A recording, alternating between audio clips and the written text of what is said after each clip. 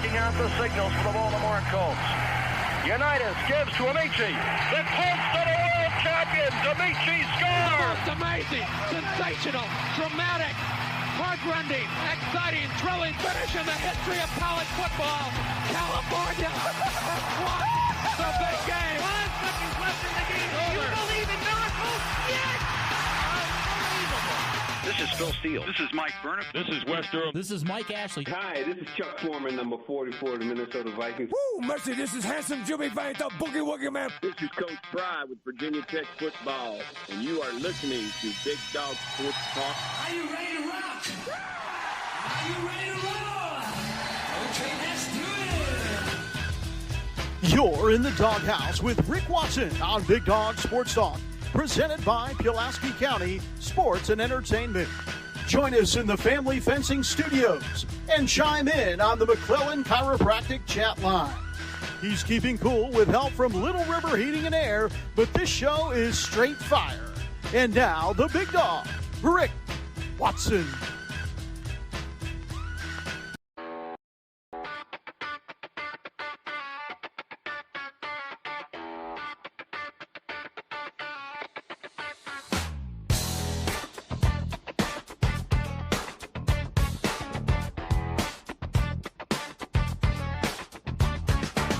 Rick Watson's got the mic, he's the big dog king. Cover sports so sharp, it's a new river thing. Virginia Tech fire, rapid pride too.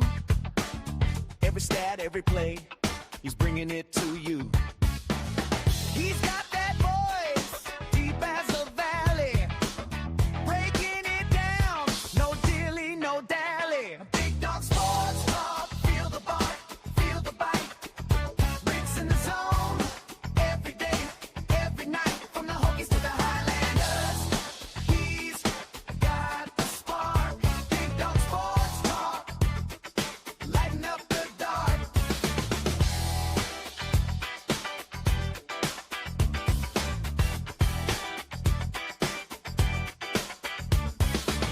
He's got the scoop, faster than a sprint. Calling plays like a coach, every word's a hint. From the courts to the fields, the stories unfold. Rick's play-by-play, worth its weight in gold. With a laugh and a growl, he'll pull you in. Big Dog's podcast, let the games begin. Big Dog Sports Talk, feel the bark, feel the bite. Rick's in the zone, every day, every night, from the Hokies to the Highlanders. He's got the spark, Big Dog Sports Talk, lighten up the dark.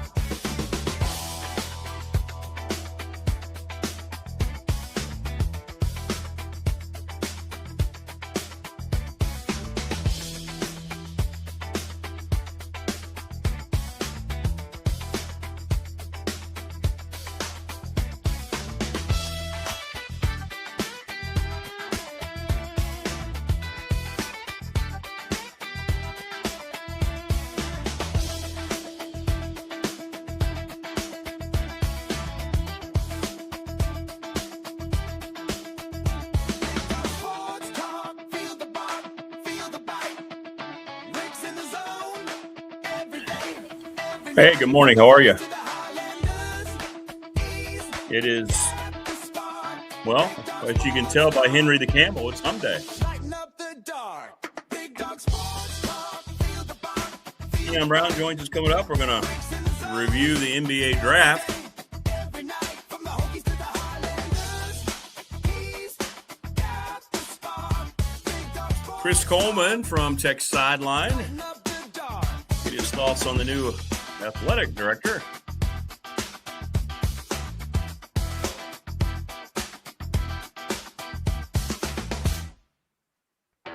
And then we'll give you your Virginia Tech college basketball fix at 8. J.D. Byers joins us from New York.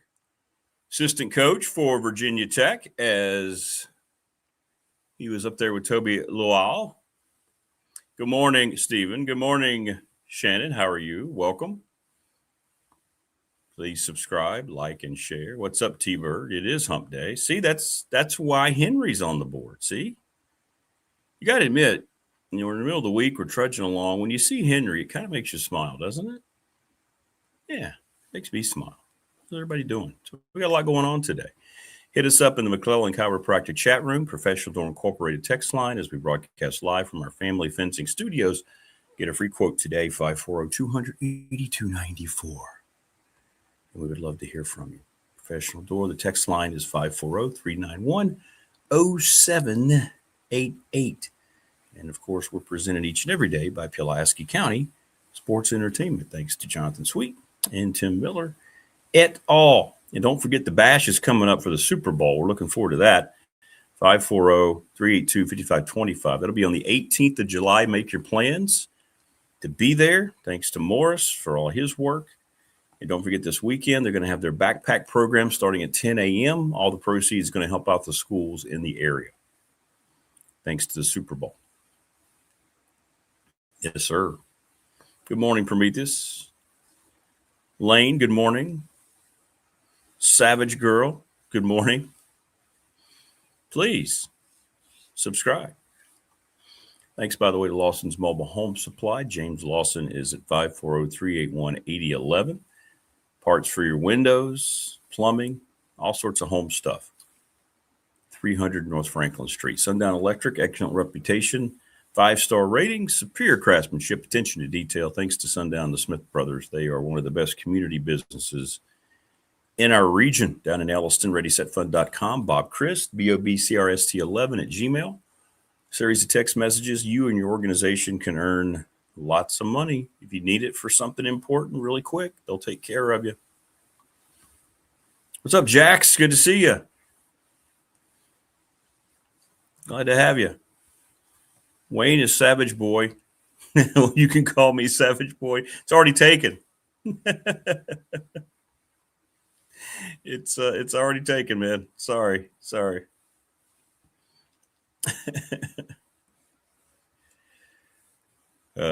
National Bank member FDIC, the exclusive banking partner of this program. And, of course, me. Talked about them a lot.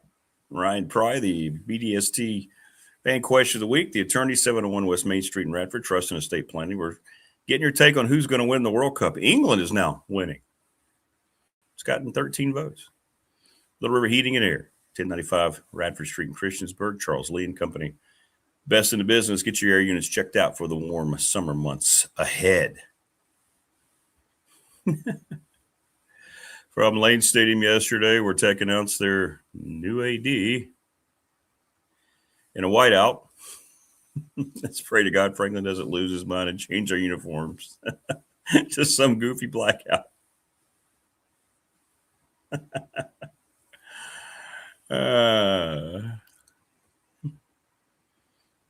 Yeah, isn't that amazing? They had the tour around the stadium and just happened to have a photographer there.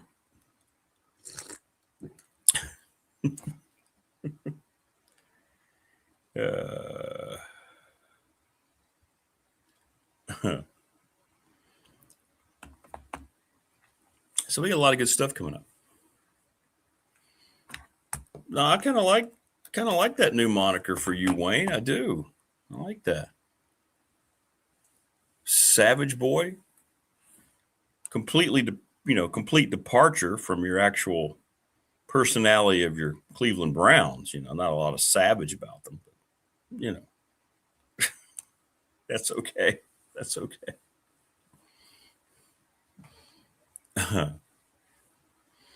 Everybody thinks I'm a police officer. Sorry, Wayne.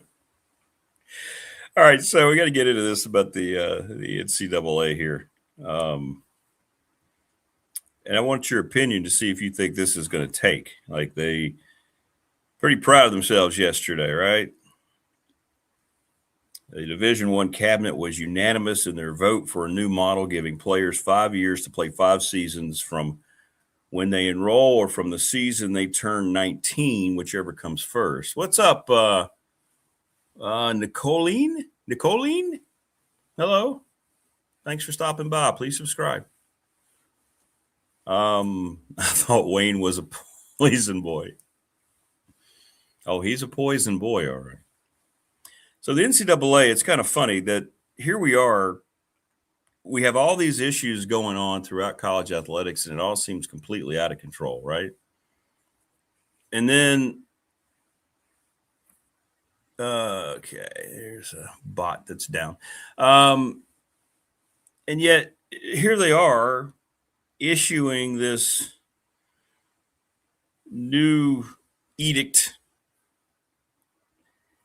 And I just sit and you just roll your eyes. They are powerless to do anything important, right?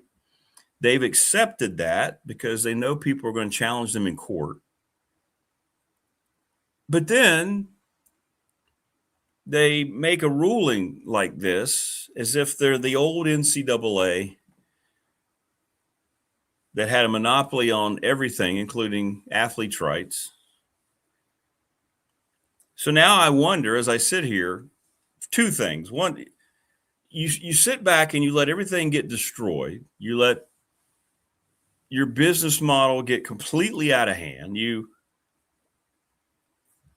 We're going to allow a player who had gambled so often that he had to finally come clean. He couldn't handle it anymore. Back into the fold, if not for the conference who showed they had actual power. And now here you are, now all of a sudden saying, hey, this is going to happen. And then you see all the people, the shills, I guess, I don't know, acting as if, well, this is going to be great. Don't you think this is going to get challenged too? Now, I'm not saying it should be. I think it's common sense. We don't want to see 26-year-olds out there. I don't want to see guys playing 6-7 years and all these applications for another year, which, again, the NCAA pretty much brought into reality with the stupid additional COVID years. So it all got kind of screwed up.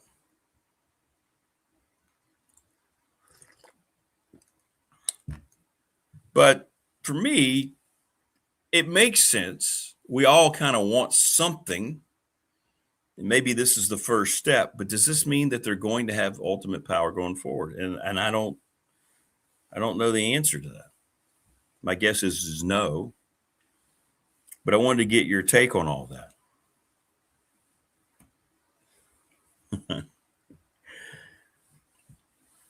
Yep. I see you, Daniel. Yeah, people talking about the video shoots yesterday for the new AD arriving on the plane.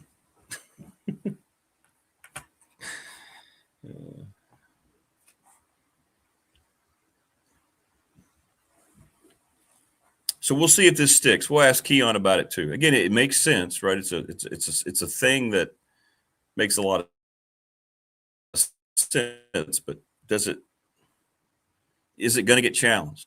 I don't know why it would. This seems like a common sense thing, but we're talking about collegiate athletics here.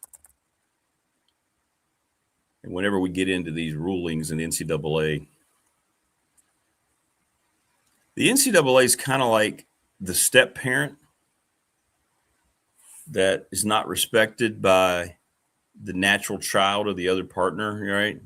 And he tries to put their foot down as if they're the – it's kind of what the NCAA is nowadays. It just kind of I don't know. But again, the rule makes sense. We'll see if it's implemented going forward. So did an AD become – so when did an AD become a slumber? Yeah, that was interesting, the way they did that.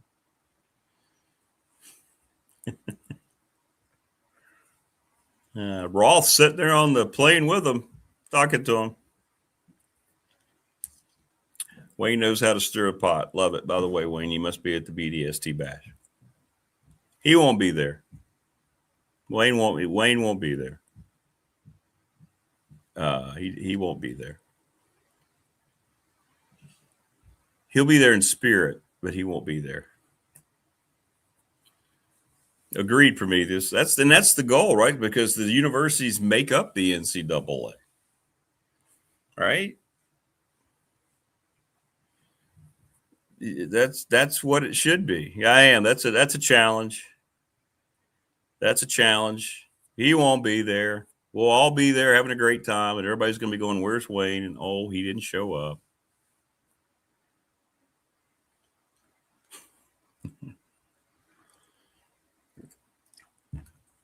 Coach Elmo will be like, "I wanted to really meet Wayne." No, I know, Coach. We tried. We tried.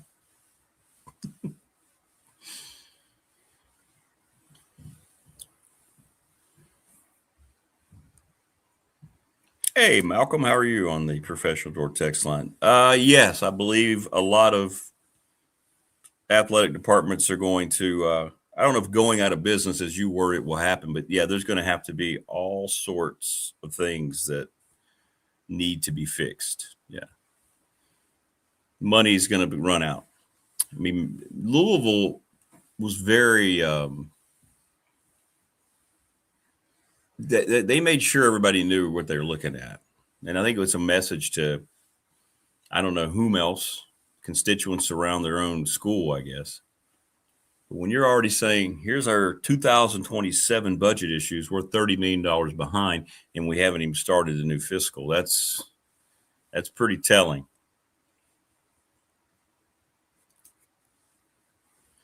So, yes, you are correct. There's going to be a lot of, and universities are starting to say, look, we can't keep up. Yeah, that's going to happen. That's going to happen. NCAA let the genie out of the bottle. Now they're trying to coax it back in, right, which they can't. And I think now we have to look at this in absolutes. It's not if all this is going to crash down and burn. What's it going to look like after it does? Usually when things become inevitable and then they happen, then there's a natural acceptance of the reaction to it. So when all this collapses, and I'm not even going to say if anymore, when the current college business model collapses, and it'll be very, very soon.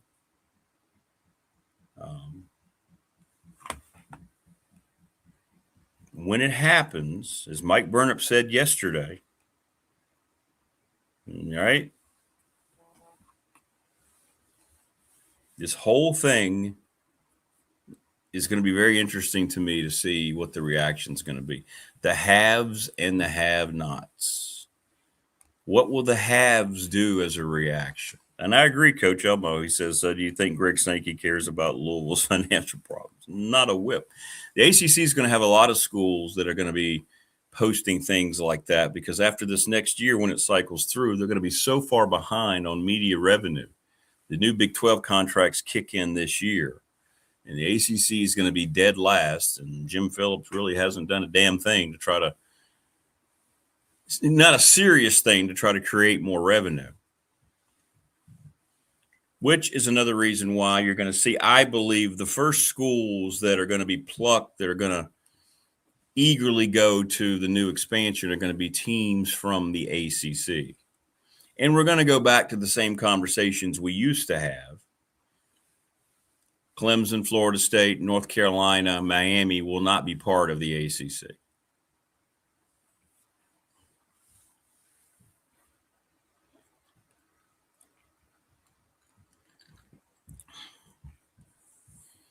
Can't the NCAA just say, if you do this, you're not eligible for conference titles, playoff appearances, and forfeit their wins? The NCAA is in charge of it. They have no power to enforce any of that.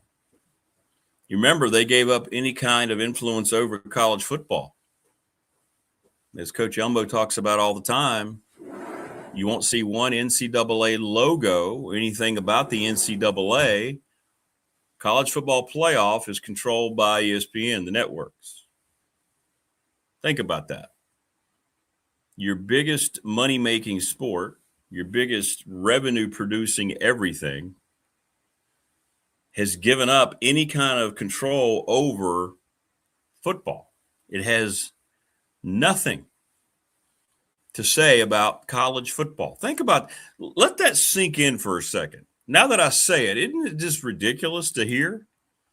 The NCAA has no power, influence over college football other than when they want to punish certain schools or players. Isn't it wild? Isn't it wild? Once everything gets past the shame and embarrassment of the ugliest of the crash, I'd like to think college athletics will slowly build back and learn from their mistakes. Well,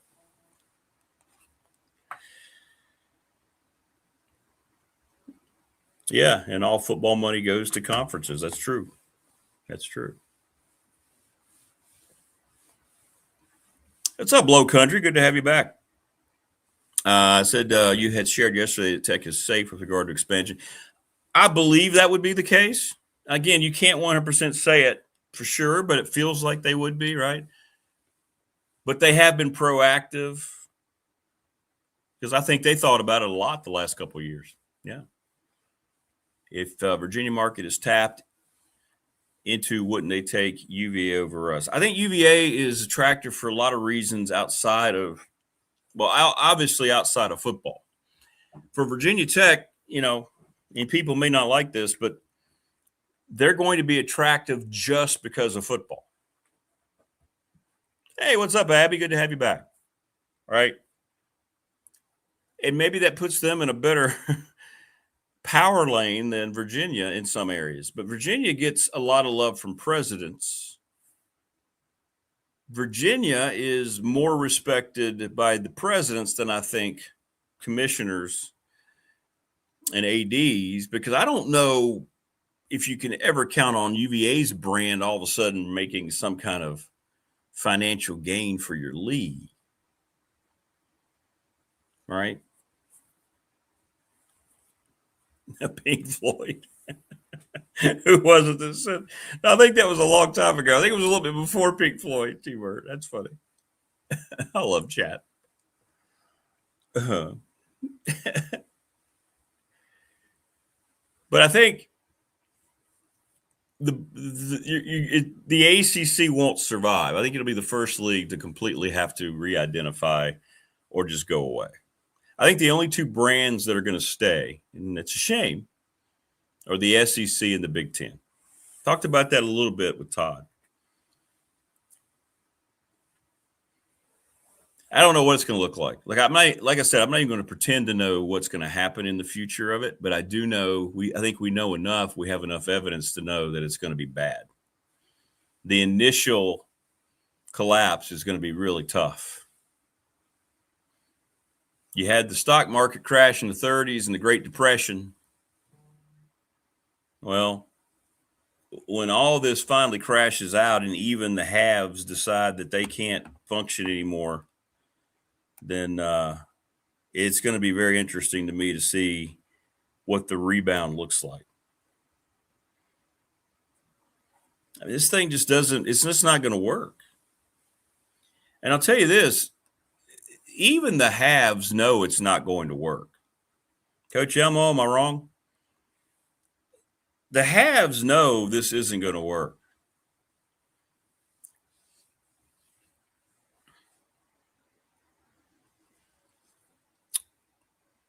They know eventually they're going to run out of money too. Everybody's going to run out of money.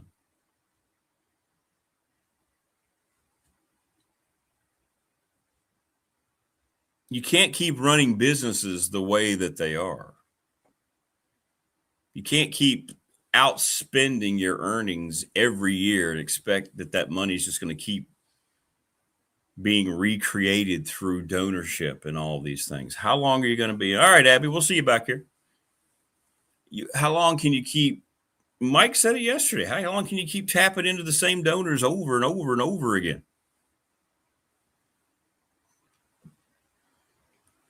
Eventually, that message is going to fall pretty stale. And I've asked that question, I don't know how many times over the months of this program. Why do you continue to give? Like, To what end? Remember, money laundering scheme.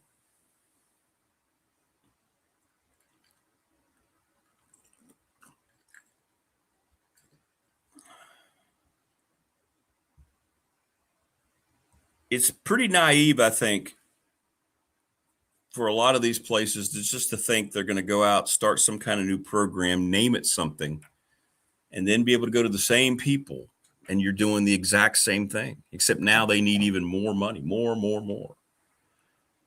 And, you know, if I had the means, which I don't, and if I were somebody that had lots of zeros in his bank account, I think I would go, well, you came at me last year with the same thing, right? So let's talk about this a little bit. I think I'd have to ask a lot of questions, you know.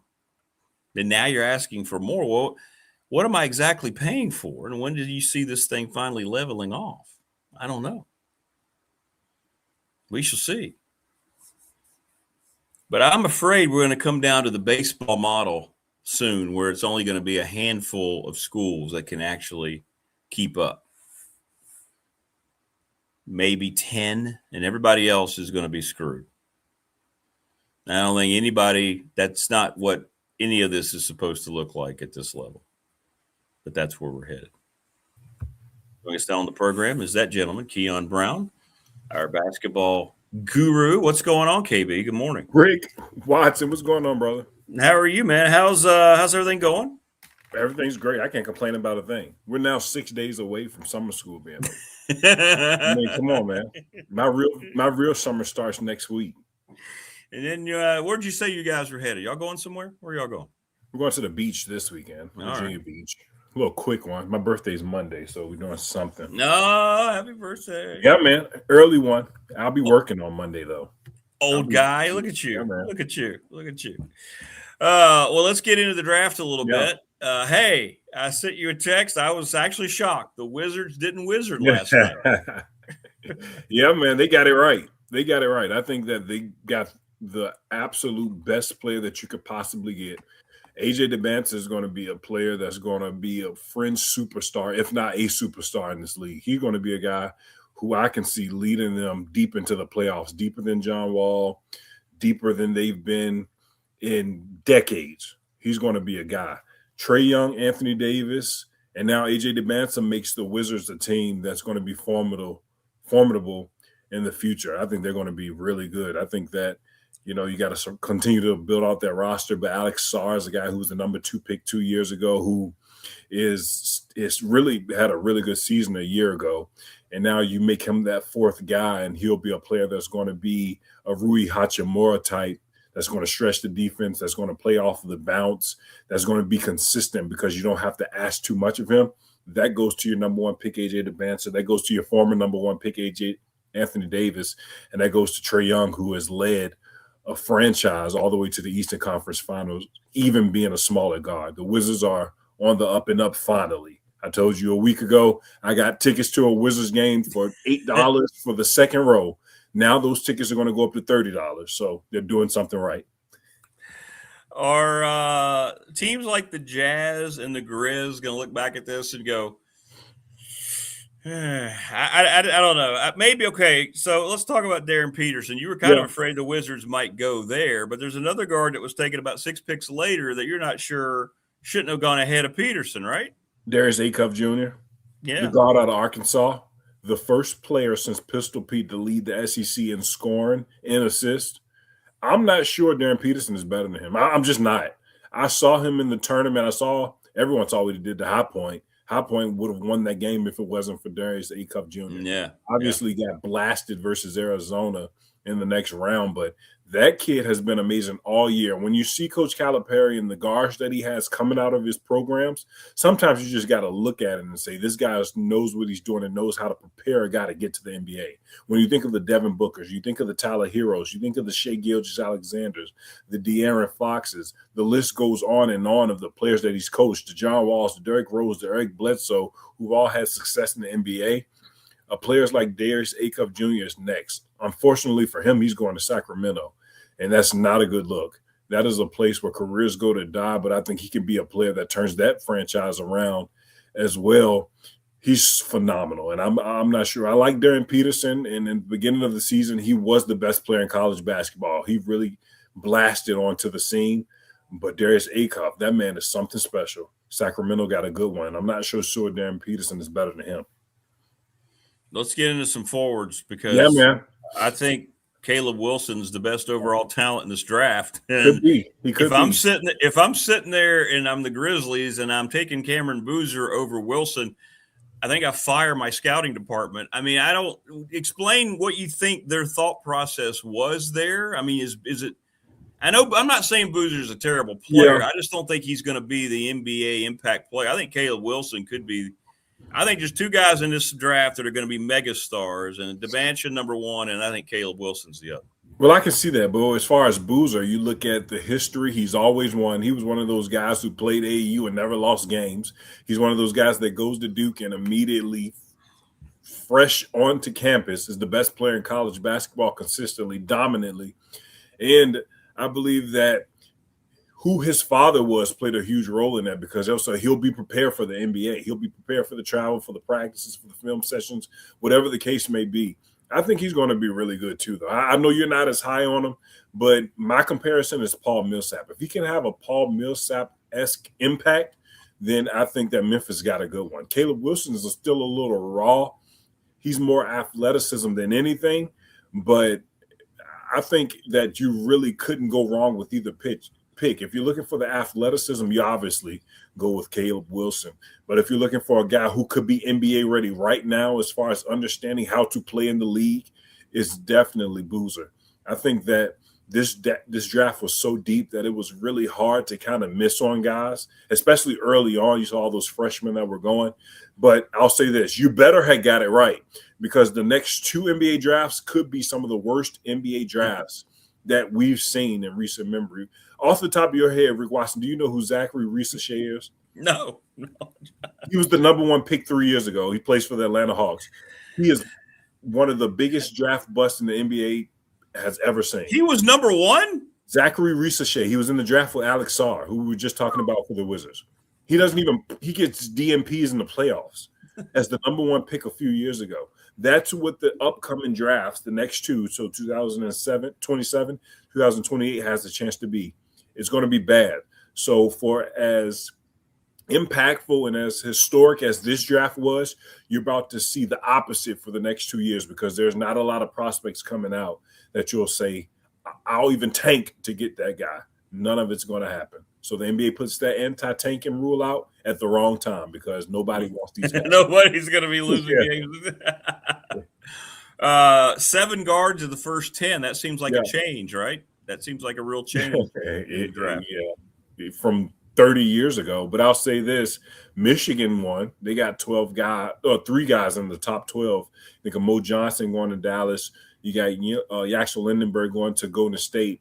And then Ade Mara, who stock rose in the NCAA tournament, the center, during the run that they had. So the Michigan Wolverines won, especially after Dusty May shocked the world and announced that he was leaving and going to be the head coach of the Dallas Mavericks. Shocking move that we didn't see coming, but if you think about it, can understand with all of the uncertainty of college basketball right now. Well, plus he's getting ready to get hammered with tampering. Michigan's getting ready to get hit pretty hard. If Michigan gets hammered with tampering, every program in the NCAA. I know. It goes back to the NCAA. Yeah, I know. Selective power, baby. Absolutely. Selective power. Absolutely. What pick are we not talking about that you liked when you looked either the top 10 or right outside the top 10 of a guy who may have snuck up, or somebody who made a choice there that you kind of really liked?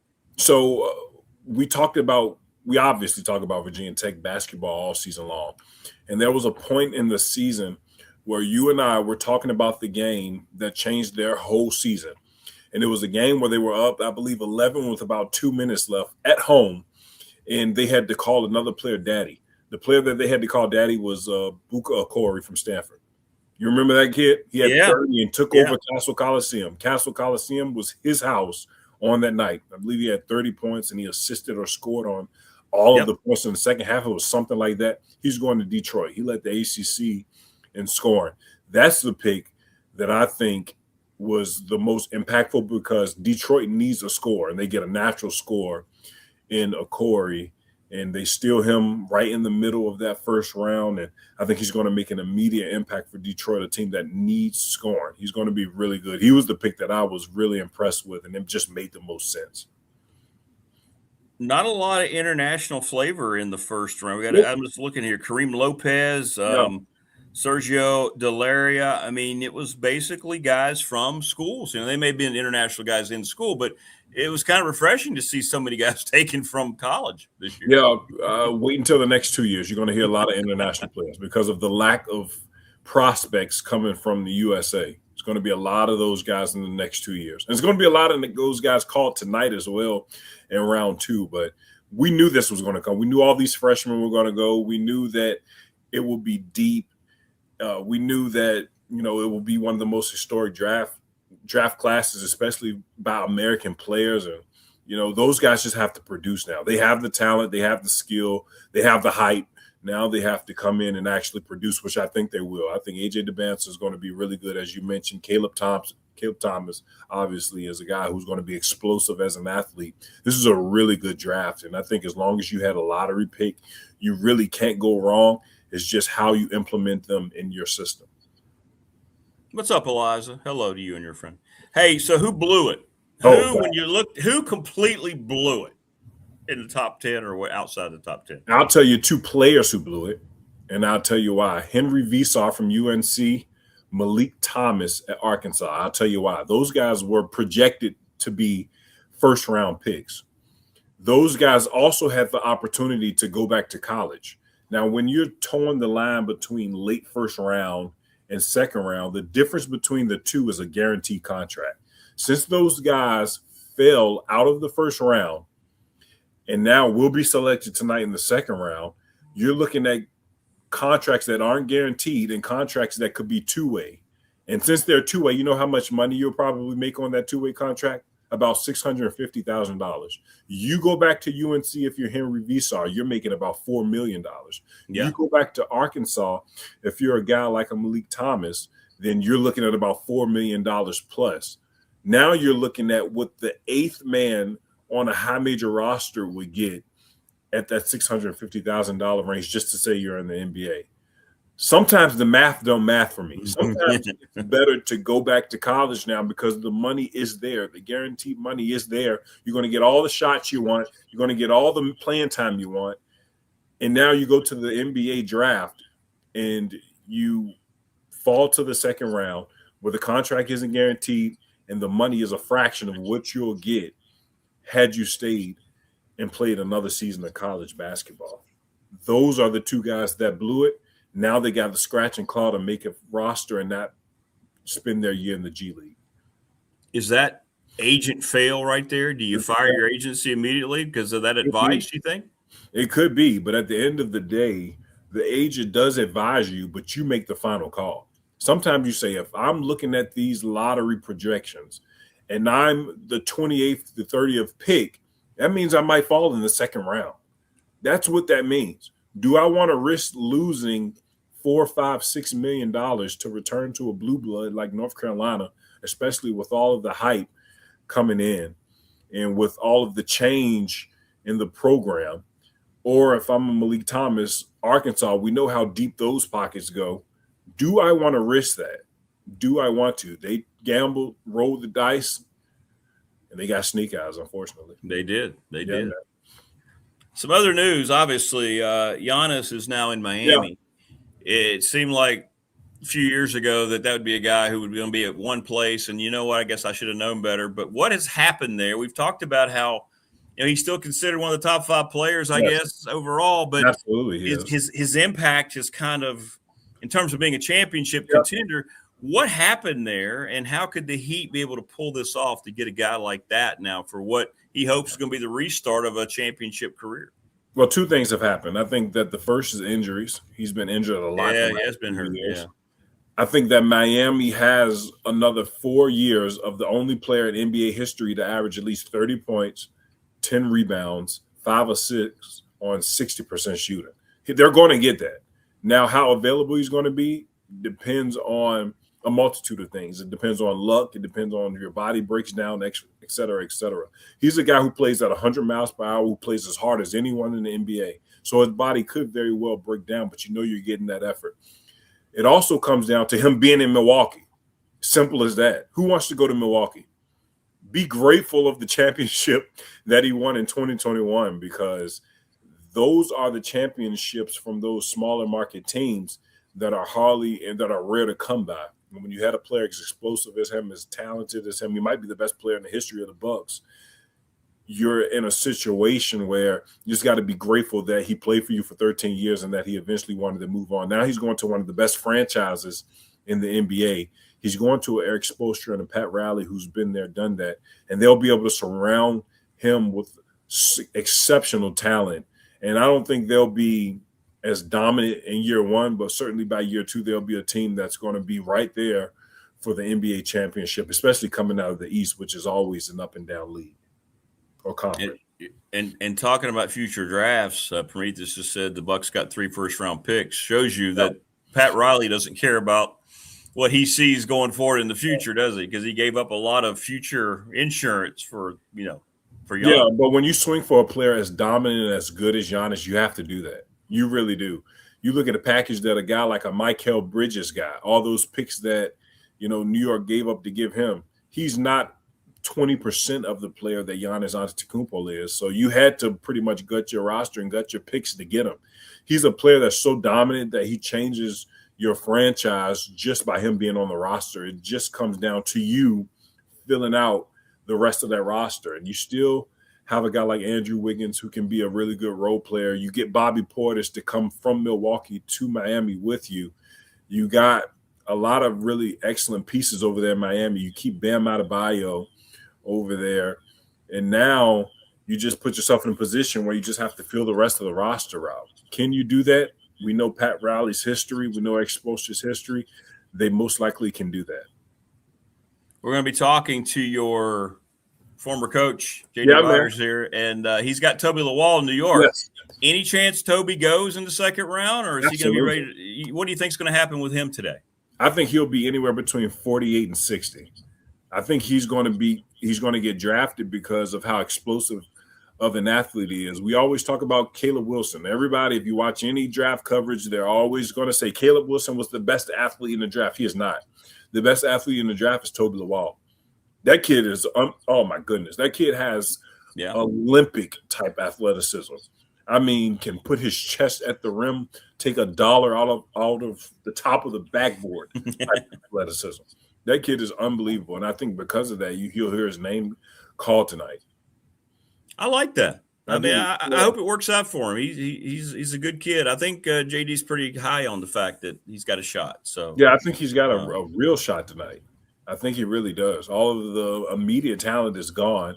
You got one guy, and the NBA needs to do something about this. The green room is too many players back there. Yeah. Come on, man. You got a guy like Isaiah Evans and Duke not even hearing his name called in the first round as well, being stuck. And how embarrassing is that? That's just not a good look. He'll hear his name called today, but that's neither here nor there. But I think Toby Lawal is going to be a steal for somebody in that late, 50 to 60 range. I really do. Somebody's going to get a hell of an athlete. Yeah. And a lot of times in the NBA, it's pretty much about what your role is. Can you come into the NBA and be great at one thing? And I think one thing he can be is a defensive presence. And I think that as long as he goes to the right franchise, the right system where they can develop players into being what they do best, they can develop him into one of the premier NBA defenders because of how athletic he is and how long he is as well. No, that's exciting. He's a good roster filler, isn't he? Like you absolutely. said. Yes. Yeah, man. You don't have to call any plays for him. He'll rebound for him because he's going to jump over everybody. Him being in the NBA, he's automatically a top 10 athlete already. It is what it is. Some guys are just blessed with that type of athleticism, and that's him. I was watching him at VCU.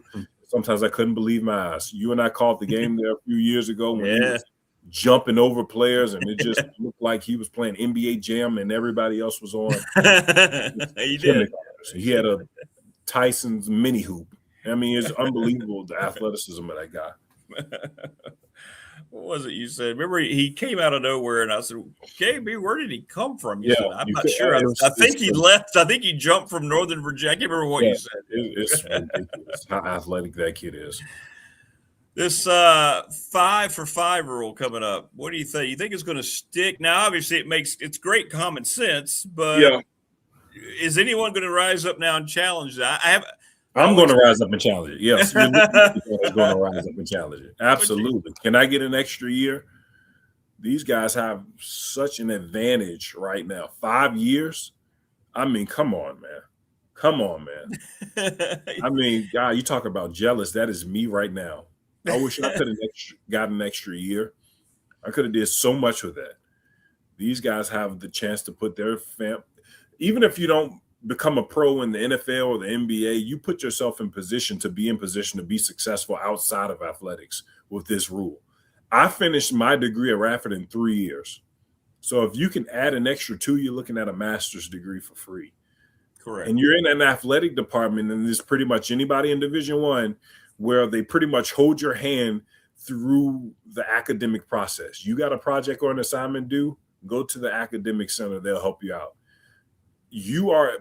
This rule changes so much, not just for the athletes in them playing, but guys who actually take their academics seriously as well. It's a really good look. Well, and plus you're going to make some money, right? You saw a little extra, another year to make a little extra money, given where we are right now, man. Financially. Yeah. So, now you got to find a rule with the transfer portal and guys, continuously switching. Do something about that, and at least you're off on the right note. And then you won't have guys like Dusty May just abruptly leaving, right? You won't have guys like Coach K abruptly retiring. You won't have the Royal Women's. Those guys might still be coaching had it been the same. You never know. Those guys seem like they would never retire. Obviously, they did, but it's more so because of what the NCAA has become as far as this eligibility and the transfer portal. That's the biggest issue in college sports right now.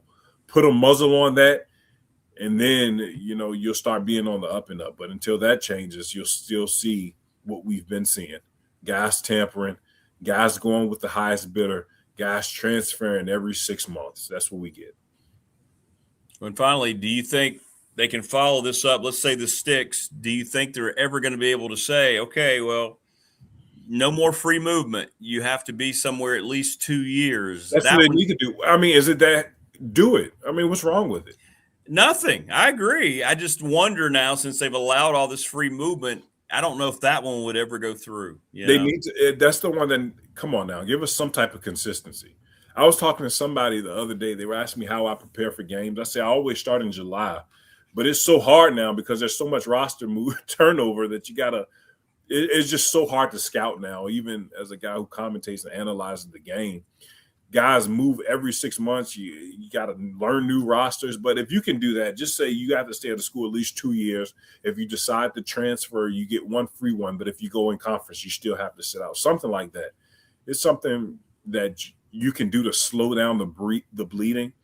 But right now, it seems like the NCAA is too far gone. And sometimes common sense ain't so common. And that's the NCAA right now.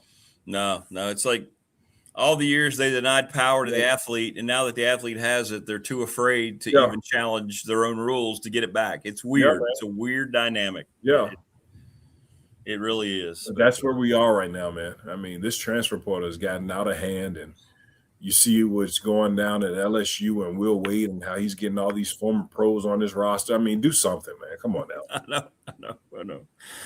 Well, good stuff, man. Hey, 6 days out, summer school. The countdown is on. Oh gosh, we're there.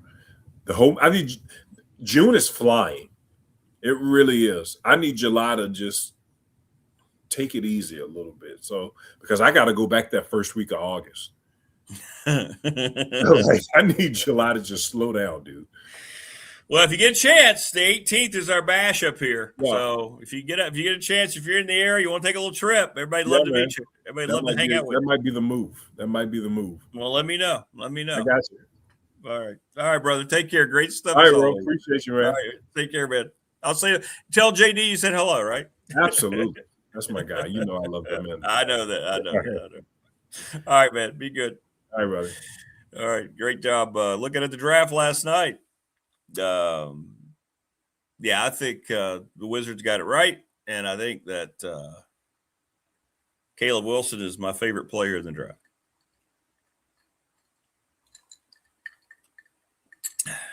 Yep, he is. Hit us up in the McClellan Chiropractic chat room or on the Professional Door text line. Chris Coleman going to join us here coming up in just a little bit from Tech Sideline. We'll get his take on everything that's gone down so far this week and what he thinks going forward. And we'll ask him about all this with this 5-year rule. And I don't know. I mean, obviously I'm for it. Anything that's going to help, but I don't know, man. The Sorsby thing, right? We haven't gotten into that. The NFL canceled its supplemental draft. It violates the collective bargaining agreement. Just read some stuff on that. And we said this kind of thing was going to happen, disassociating any type of temptation whatsoever to have somebody draft a guy who is so interwoven in the gambling. It is a bizarre situation. They've never decided to not have a supplemental draft, even though a lot of years it doesn't result in anybody being taken. It is really strange. But yet the NFL made that move yesterday. They made a statement about this whole thing. But will that stick? I don't know the answer to that question. Like, will the players' union rise up? I know Todd Grantham thinks they will. Is it even legal to say you're not going to conduct the draft because of the one guy who's out there? Would anybody even bother to take him? I don't know how you could. I know quarterback talent is in such demand and everybody's trying to look for that diamond in the rough. You get somebody in the supplemental draft, your contract's friendly. But how in the world could you ever trust that guy to be in your huddle? And that's what it comes down to me. We talked about it when he was still up for grabs, maybe to play college football, which seemed ridiculous. It seems even more ridiculous now to think about anybody running out there in an NFL locker room without anybody going, why is this guy on our team? So I don't know. Keep an eye on that. That could end up going the other direction as well.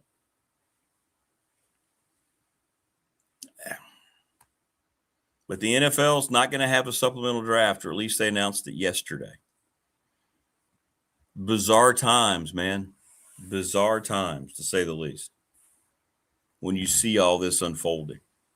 But again, it's the environment that's been allowed to just encapsulate itself throughout sports. You partner up with casinos and gambling apps. What in the world do you think is going to be the outcome? I mean, again, the fish rots from the head. I'm amazed that so many people make so much money and they have this high opinion of themselves, right, because of the lifestyle they lead, yet they don't know what in the holy hell they're doing. They have no respect from their peers because people know they're just overpaid figureheads, yet those decisions lead to all these horrible results. It's collateral damage, right? Not so collateral because it's bringing down the entire institution of sports. Major League Baseball is about to go into an entire year where they're not going to play next year.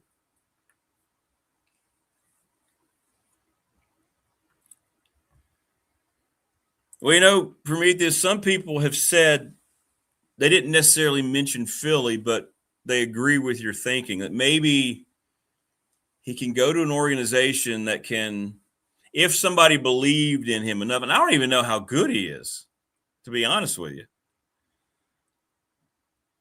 and maybe get rehabbed from a professional team on the practice field, never being active until and if somebody cared about it and believed in him enough, maybe that's the way you would ease him into it. So I think your hypothesis is what I have seen that was posted yesterday. So that's a good thought. I wouldn't want it. I don't think it can happen.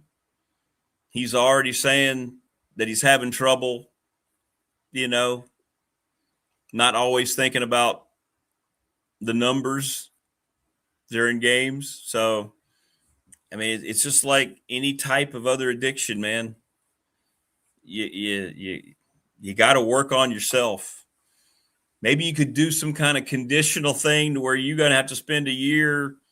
Here's the program we're going to assign you. I don't know. I don't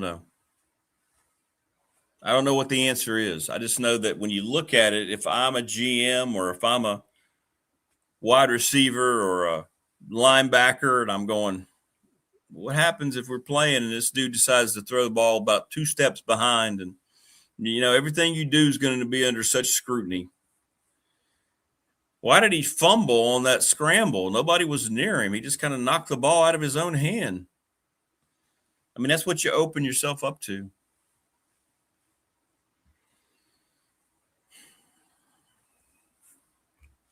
So, yeah. So that happened yesterday. A lot went on yesterday, man. A lot went on yesterday. But we'll see if any of it sticks from the NCAA perspective. Baseball running, ducking, putting its tail between its legs, issuing several apologies. They feel in the heat after they attacked Christianity and one religion. You talk about lack of any self-awareness. Roger Goodell is a horrible, horrible person, and he makes his owners billions. He doesn't care about the good of the game, but when you see what's going on in baseball, I don't know what in the world. Everybody wonders how easily football was able to overtake baseball as our national pastime. And then you see how it's being just completely destroyed from leadership on down. The players' union doesn't have apt leadership. And now we're going to probably not have any sense of a 2027 season because of they don't have a salary cap. They've let get out of control. This deferred money. There's no salary floor to keep owners from just saying, hey, what do we care? We're just making money. It is an absolute mess. And Major League Baseball has done all this to themselves. Rob Manfred has done all this to himself, eliminating minor league teams, changing the draft around to where nobody. Every decision, just like in college athletics, every damn decision is worse than the one it was before. And these people are making 7 figures. Make it make sense. So J.D. Byers joins us at 8 from New York with Toby Lawal. That's going to be good stuff coming up. Joining us now on the program is that gentleman, Chris Coleman from Tech Sideline. What's up, Double C? Good to see you, man. Yeah, twice in 1 week, man. How about that? I got to have you on, man. Must be a lot going on. There's a lot going on. Well, let's get right to it. Week set on Monday. I heard some rumblings. Didn't necessarily expect it to go the way it went, but we felt like the athletic director would be announced at Virginia Tech, and it was. And people seem to be excited about the pedigree. What are some of your initial thoughts as we get to know Brian White now going forward? I think it's maybe kind of the first family of college athletics, with his dad being a longtime AD at Duke and Tennessee and Arizona State, his brother being the AD at Tennessee, his other brother being the head men's basketball coach at Georgia and Florida. I mean, he's been kind of groomed for this since he was born, growing up in the household that he grew up in. He's got to be the most experienced 42-year-old athletics administrator in the country, not only from 8 years at FAU as their athletic director, but just the experience he got growing up in his dad's household. And as much as Christmas is probably pretty interesting in that family because those guys, get around and probably talk about all the issues in college athletics. And, he's not going to be taken by surprise by anything. He's going to come in with a very good idea of the landscape and how Virginia Tech fits into it. So, I think it's a good hire. I think it's just, it used to be though, Rick, you hire your AD and that was a big deal. And that was kind of it. He would hire his own people and boom, there's the athletic department. These days, the athletic director at Tech is just one part of this giant machine where you've got Hokie Ventures, you've got obviously more alignment from the university side of things, so they're more involved. You've got the athletics oversight committee. So there's just so many more pieces to the puzzle these days, and it's going to be about all these how all these people fit together and work together. One of his first tasks will be working with university advancement to hire a head of the hockey club, and I think they're already down to their group of finalists or at least semifinalists, and I think that decision should be made in the next couple of weeks. Well, and I think you're exactly right. And it's not just at Tech, but that role's changing everywhere, isn't it, Chris? The athletic director, and especially in this instance, because, James Franklin, it's his show.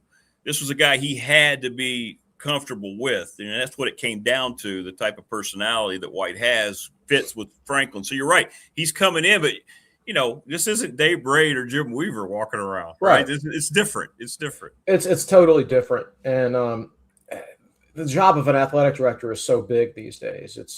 It's so business focused these days. And athletic directors were trained in administration, not business. Right? Some of them happen to still be good at business, but you get kind of lucky when you get one of those guys. They don't grow on trees, and you shouldn't really expect them to be good at that, because that's not what they were trained to be good at. Yeah. There's a lot of things I wasn't trained to be good at, so I probably shouldn't be good at them. So, and I'm not. So I think it's a good idea, forming this Hokie Ventures and, let him basically focus on the administration of the athletic department. Of course, he'll be involved in plenty of things,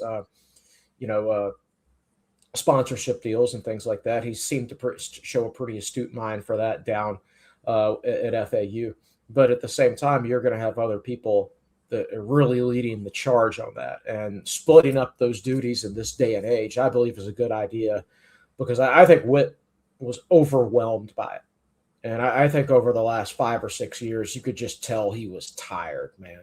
He was tired. He just looked tired, and he looked done, and didn't hire himself enough help as far as his associate AD roles go. So, that'll be White's first task, is to start. He'll probably fairly soon bring an assistant or two with him, but the rest of it's going to be a year-long process of turnover within the athletic department. That's about the timetable we got under Witt when he first got to Tech. Yeah. That's probably what we can expect under White as well. You think this is going to breed finally a naming rights deal for Lane Stadium? Feels like that's the natural thing, right? Mike Burnip was speculating about that. That might be one of the first announcements in terms of corporations. I don't know. I doubt it. Really? My understanding, unless my information is incorrect, my understanding is that English Field, Castle Coliseum, and Lane Stadium, all right, those families whose names are on those buildings got primary naming rights as part of the deal. That's why it was English Field at Atlantic Union Bank Park, right? Oh, yeah, there you go. And that's why it's Carillion Court at Castle Coliseum, right? And ultimately, Atlantic Union Bank dropped out because without primary naming rights, they were not getting the number of impressions they were. Sure. And so instead, they moved on to James Madison, where they got primary naming rights to the basketball arena, the entire arena, which is why I do not want to renovate Castle. I want to build a brand new basketball arena where you can sell primary naming rights to it. So Alabama's Bryant-Denny Stadium, right? They're still Bryant-Denny Stadium. Why aren't they NVIDIA Stadium? That's Alabama football. You tell me they couldn't have sold naming rights? Of course they could have. No question. But I'm guessing all those old contracts to those old stadiums around the country were written in the same way, where the family has primary naming rights, and there's no way to get around that. So I just think you're stuck with what you got, most likely. I think there's some creativity you could do. Maybe you could buy out the contracts with the families and make more money that way long term. I don't know. Maybe there are creative solutions, but it's not like you're seeing stadiums around the country getting renamed. Kyle Field is still Kyle Field, right? Bryant-Denny Stadium is Bryant-Denny Stadium. Lane Stadium is still Lane Stadium. It's not because people don't want to sell naming rights. I'm guessing it's because they can't, because of those old contracts that were written back in the 60s, 70s, 80s, or whatever, when those stadiums were built. Now, he sold a naming rights deal for the FAU Stadium. That's the biggest naming rights deal in their league. But that stadium, it was built in 2011 or 2012. It didn't really have a name. There was no primary rights to deal with it. So he had a clean slate to work with. So that's why new construction these days is better than renovation, because you can build a new basketball arena and have clean slate for your naming rights. Whereas if you renovate Castle, it's you don't have that. Yeah, it makes sense. That's why you see all the NFL stadiums with the corporate names, right? Because they're not created they're that new. way. Exactly. Yeah. Wayne asked Chris, well, you kind of did, but can you explain what you think the new AD duties will be? Is he in charge of all sports, or is he just there kind of looking at football, or is it just all sports and not really football? He's going to have a traditional AD's job. Like I said, I think they're splitting up the duties with Hokie Ventures handling a lot of the business aspects of it, or certainly part of the business aspects of it. He'll hire an administrator to oversee football. I think that's Danny White right now, whether that remains Danny White or not. Not Danny White, his brother, Danny White that works at Virginia Tech. There's two different Danny Whites here. It's funny to think about. Right. But yeah, Danny White's doing that right now for Virginia Tech. Whether he continues to do that a few months from now, we will see. But he's got a whole athletic department to run. He's got a whole athletic department to, in some ways, restaff. He's got to rebuild the athletic department. Like Whit Babcock did not have enough associate ADs under him. He had too many people doing multiple jobs. Brad Worthman doing multiple jobs, Danny White doing multiple jobs, and it shouldn't have been that way. And it just increased the workload for everybody and decreased efficiency in the end. So he's got to restructure that athletic department. That's the main thing. You're not just thinking about, what am I going to do with football? What am I going to do with basketball? He's got to think about, how do I get my athletic department itself up and running in an efficient manner? And honestly, that's step one for him. Football's taken care of him for right now. He's all about support, right? How can we grow the brand? How can we better our marketing department? How can we better our advertising? Things like that. The football hire, the table is set for him there. Where he'll make the biggest impact at Virginia Tech, at least over the next few years, is how he staffs the athletic department, how he sets it up, how long until Mike Young retires, and then when he's replaced, who does he get replaced by? Stuff like that. That over the next 2 or 3 years, those will be his biggest things. Football, like I said, has already been set up for him. Basically, he just needs to improve the infrastructure in the athletic department so that football can, I would say, achieve its ceiling. Yeah, that's a great point. The CEO of football has already been in place for several months. Yeah. There's not going to be any changes there. What do you think of this? The NCAA, the 5-year rule? Sure, it makes a lot of sense, right? Is this something you think is going to stick, or are we going to see here comes more litigation because the NCAA is behind it? I'm sure it'll be more. Somebody's going to sue somebody. I don't see how that doesn't happen in this day and age. It seems to be the popular thing to do. I think it'll probably stick. I mean, people have been pushing this for a while. Like Beamer was even pushing for it before he retired. And I am an advocate of age caps. I'm not an advocate of 26-year-olds playing college football and all that. A buddy of mine texted me something funny yesterday. He's like, "Hey, can we get like the national championship in 99 retroactive because Chris Winky's ineligible now?" Because what was he, like 27 years old, 28 years old? They have to forfeit. They got to forfeit because they had an ineligible Chris Winky, right? But it should be set up that this is supposed to be about college athletes. And and I'm not an advocate of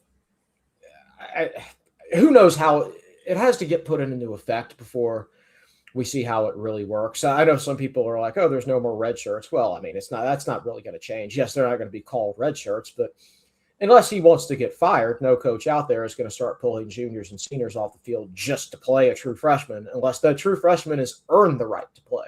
Yeah. Which, let's be honest, most of them don't. The vast majority of them do not. And so I don't think it's going to change much from a development standpoint, but hopefully it leads to some more stability. But in the short term, it could lead to more lawsuits, like you said. Who knows? Well, it could be. Well, I got so sick and tired of hearing about guys, "Hey, I'm going to go ahead and apply. I'm going to court to see if I can get my 7th year." it's mind-blowing to me that that's the mindset. But hey, they're making money now, right? So they figure, hey, I can't play at the next level, so let's go get another seven Oh, figure check. Sure. And so far it's working, so I can't blame them. No, not at all. Not at all. Well, it's going to be very interesting to see how that goes going forward. What do you think about the NFL saying no supplemental draft, Brendan Sorsby? Sorry. This is going to be interesting to see what the reaction of that's going to be. Yeah, speaking of lawsuits, right? So, like, you get in trouble and you sue, and then people actually stand up to you and, oh, I can't play. Now I'm going to go to the NFL. Oh, they're not going to hold a supplemental draft, so let me sue them. Dude, you messed up, right? You messed up. Just quit paying your lawyer for clearly who is not helping. Yeah, right. Like, Ofer, yeah. I don't know what the lawyer fee is, but he was originally hired to make sure Brandon Sorsby could play college football this year. He's not playing college football this year. He's still getting paid for all those hours, I assume. Yeah. And now he's suing to try to get him in the NFL. And let's face it, you honestly think he's going to make an NFL roster without playing football this year? He's not an NFL-style quarterback to begin with. You know, he's like a more advanced Kyron Drones. Right. I think he's a great college quarterback, but I don't know that he's an NFL guy. But again, it's just going to be more another lawsuit, more lawyer fees, and in the end, is it going to get him in the NFL? Because what that lawyer's told him to do so far hasn't seemed to work. It's just more attorneys' fees. That's who's winning all this is attorneys. You should have got into sports law, Rick. No, right? We can talk about our next case. Yeah, exactly. And he's still getting his money apparently which is I don't. And that's stupid on Texas Tech's fault. I mean, how do you not protect yourself in a contract to say, I don't know, could you call it gambling a morality clause? I don't know.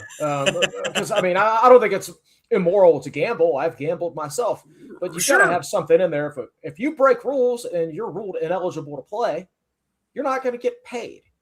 So that Texas Tech guy who's paying him, like, he's part of the problem. Like 100%. Yet he's going out here to Congress. Oh, please save us from ourselves. Why don't you save them from yourself? Stop doing what you're doing. But you know, that's not my money. It's not my place to tell other people how they spend their money. But you know, if I don't know if that guy has kids, but if he does, I'd be like, Dad, you're really throwing my inheritance down the drain on this quarterback who's not even going to play for Texas Tech this year. Right. Yeah. I've seldom remember athletic departments looking worse than Texas Tech has during and in the aftermath of all. Yeah, they just like professional wrestling, like a total heel turn out of nowhere, right? I used to always kind of like Texas Tech. I know, right? Now that it's like now they just pulled a Hulk Hogan and they're back just like that. Where'd that come from? Yeah, it's NWO night. It's exactly. Right. Exactly. Yeah. But hey, here's the thing: if they're going to make that turn, own it. Right? Start being the bad guy. Don't pretend to be somebody that you're not.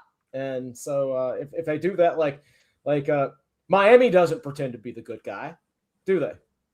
Like, no, Miami owns being the bad guy. This is who we are. I can respect that. 100%. Yeah. So if you want to go down that route, that's fine. Just own it. It's when Al Davis was still around with the Raiders. We know who we are. Mm-hmm. You know, come take it from us. Exactly. I know. Mark asking on our professional door text line, Chris, now that you've gotten into the previews at Tech Sideline a little bit, do you have a better feel for how many wins you think Tech could end up with? Thanks, not really. You know, Andy's writing those previews, not me. So far, I think he's only done the first 4 games. And my view hasn't changed. From reading his previews, my mind hasn't changed any. Maryland could be a little bit tougher, but I think they brought back a lot and added a little more than I thought, and their quarterback will be more experienced this year. But at the same time, Maryland, the overall trend at Maryland is down. Yeah. I feel like on paper, Virginia Tech should win the first 4 football games. But They also, I say they, when I say they, I mean James Franklin and his coaching staff and a lot of the Penn State players that are joining Tech's program, they should have beaten UCLA last year too, right? Right. Yes. Yes. Yeah. So, they've had some head scratching losses over the years to Illinois and some other teams like that. Overall, excellent, very good coaching staff that's won a lot of games, but they're not without blame of dropping a game that they probably shouldn't have dropped every now and then. So I think on paper Tech should start 4-0, but I wouldn't go to Vegas and make that bet. Yeah, right. So I've been 8-4. Now I'm maybe straddling the 8-4, 7-5 fence. I just don't. There's still so much unknown for this team, and now that for a fact that you've lost Emmett Laws. We don't know how long that will be, but I wouldn't anticipate him playing this year. That's just my guess. And so you've got depth problems there. How much of your linebackers improved? How much of your safeties improved? Right. Outside of quarterbacks, I think almost the whole defense is a question mark. Agreed. And it's just strange territory for us to go into a season feeling better about the offense than the defense. We're not used to that as Virginia Tech fans. But even though we feel better about the offense than the defense, we look at the offensive line and we're like, holy crap. They were awful. That was the worst offensive line in Virginia Tech history last year. And that says a lot because we had a few bad ones back, about 20 years ago. Yeah. Real bad ones, right? And this one was worse.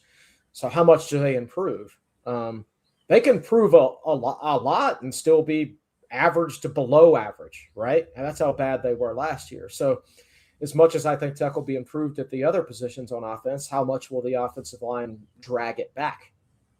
Because if your defense is average and your offensive line drags your skill position groups back on offense, you're not going to win that many football games. Well, right? That's right. So those questions have to be answered. I think most of the questions will be answered positively, but I don't think you're going to go out there and just start blowing people's doors off just because you had a good recruiting class and one good portal class and James Franklin's your football coach. I still think Virginia Tech is another year or two away here. I mean, most of his transfer targets were younger players that he's going to keep for multiple years for a reason. Yeah. No, I agree. And I've heard similar thing. The defense seems to come up more often when I talk to people around it a little bit about. We'll see. You got to find some guys. Bud Foster said we got to find some players now. They look okay, but does he have? Yeah. I mean, you can look the part. That doesn't mean you know how to play football. Right? That's right. That's right. Tech has had some linebackers through the years that looked like Tarzan, but didn't play like Tarzan. And then they've had some guys like Jack Tyler, who he would not be the first guy off the bus, but he was a great football player. Absolutely. George Del Rico. Derek Hopkins at defensive tackle. You would never guess that guy was a college football player, but they were great football players. And then you've got Nick Acree, who could, win a bodybuilding contest, but couldn't play football. Right. So I agree. Tech looks the part more now, but how many of those linebackers are natural linebackers, right? And how many of those safeties are going to step up because they were bad last year collectively? So still a lot of question marks, man. Hey, one more for you here from another Mark. Hey, Chris, have you heard anything about how Ricky Ronnie replaced his talent at Old Dominion? I haven't. I haven't heard much about any of the guys that he brought in. No, I feel bad for programs like that because they were just starting to get it rolling last year, and that quarterback is good. But at the same time, that's the way it is these days. And, it is. And that quarterback's making a lot more money. I think that'll be hard for him to replace. Had a number of good players on there, not just the quarterback, but let's face it, that quarterback was very dynamic and he made things tick. Yeah.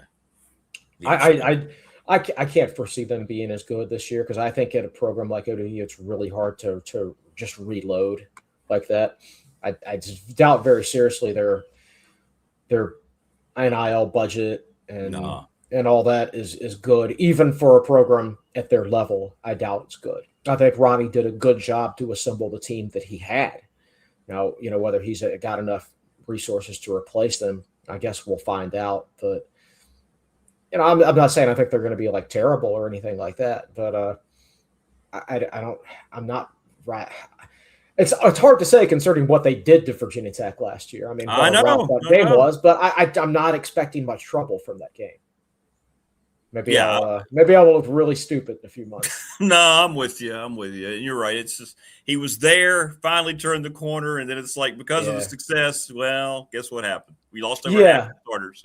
So he's one of those guys where he'll get so tired of this, and he'll be like, you know what? I'm tired of making less money to be head coach at Old Dominion than I'd be making as a coordinator somewhere else, right? Yeah. He could eventually join the staff here, right? Yeah, who knows? So he's one of those guys. Like we saw the Boston College coach. He's like, nah, I'm done. I'm just going to go to the Packers as coordinator. That's right. That's right. Instead of coaching this program that's impossible to coach these days. So Ronnie could be a guy in that category one day. We'll see. Yeah. Well, it paid off for him. He's now the head coach of the Dolphins. Good call. We had a good call. Yeah. Well, brother, great stuff as always, man. What do you guys got coming up podcast-wise this week? Well, I think we might probably done with podcasts. Yesterday's was kind of an emergency one because, poor Nick Brown is moving into his new house this week. It closed in his new house. This was the big move-in week, and then boom, Virginia Tech announced. And then this happens. And this happened. So we had to pull him away from, his wife's probably not happy with us, blocking a good chunk of their move yesterday to do that podcast. So we got to give Nick the rest of the week, and he's the only one of us that can produce a podcast. So I think we're done with the podcast. You're done for a while. Okay. Good. Yeah. Well, for this week, we'll have plenty of more content. We've got the press conference this morning with the new AD and a number of guys, and we'll be over there covering that. So we'll have content coming out from that for sure. All right. Well, good stuff. Well, thanks always, brother. Appreciate you, man. Good stuff. Hey, thanks, Rick. Appreciate you having me on, bro. Have a great week. Thanks, man. Take care. There you go. Chris Coleman, the best. Absolutely. Good stuff from him. Good stuff from Chris. Always great to hear from him. His takes. Good as well. He makes a great point about the stadium, If it's grandfathered in, you may not have that corporate thing. You got to work around that, buy it out. Somebody go spend the money to do that. Good questions for Chris on the professional door text line. JD Byers joins us. We're going to get caught up everything Tech Hoops coming up from the Virginia Tech basketball assistant at 8 o'clock.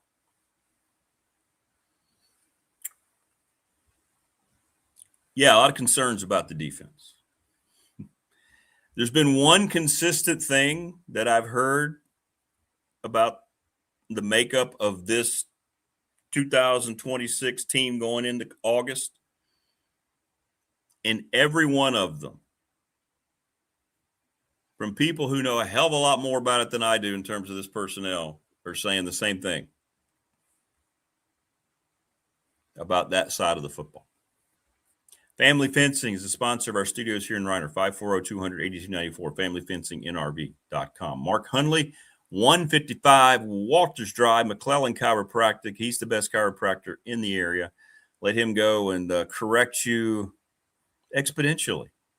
We're presented each and every day by Pulaski County Sports and Entertainment. Thanks to all those wonderful people there.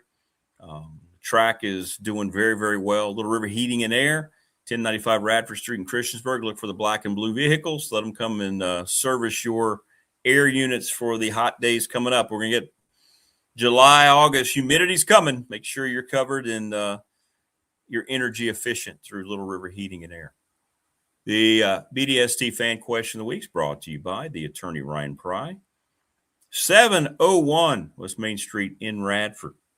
National Bank member FDIC. My exclusive banking partner, should be your exclusive banking partner, and the show's exclusive banking partner. Professional Door Incorporated, residential commercial garage doors, family owned and operated, 38 years in business. Sponsor of our text line. 40 years in business coming. It's actually 39 completing, 40 coming up, and we got some great stuff we're going to share with you from Travis and Professional Door. ReadySetFund.com. Check them out. Read up on it. It's really cool. I know I did, and it's you can raise money in a hurry that you need for your organization. Of course, nonprofit, so you're not just able to say, "Hey, we need money for this." But Floyd County Softball raised $4,300 this past year, breaking the record from the previous year. Reach out to Bob Christ. The Smith Brothers at Sundown Electric, excellent reputation, long list of satisfied clients, testing to superior craftsmanship, attention to detail, clear communication, 5-star reviews all the way around. And we're going to have our bash at the Super Bowl, and we are excited about the Super Bowl. And it's going to be a lot of fun. Don't forget this weekend, I remind you, bowling for backpacks. And that's on the 27th, starting at 10 a.m. All proceeds are going to go to support local schools. It's awesome.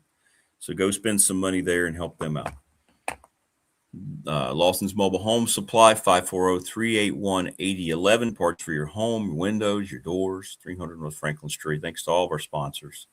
You're the best. Top Shelf Apparel, Brandon, just awesome. Good stuff, man, all the way around. Thanks to everybody. Couldn't do it without you. You're on the program. Could not do it without you. Now, the concern is the starting 11. It's not just depth.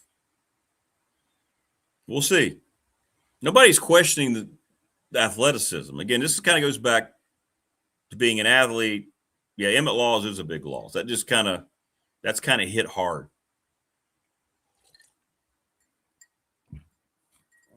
And he won't be there, Chris. People have asked me. He won't be there this year. That's a massive loss. That's a massive loss. So we'll see. A lot of questions. I think Chris's point's well taken. It's like, hey, hello, how are you? How many times do you go into a season where you feel much better about the offense than you do the defense in Blacksburg? That's kind of the case right now. It seems to have more questions answered on offense, in particular because of the quarterback they have coming in, than they do on the defensive side.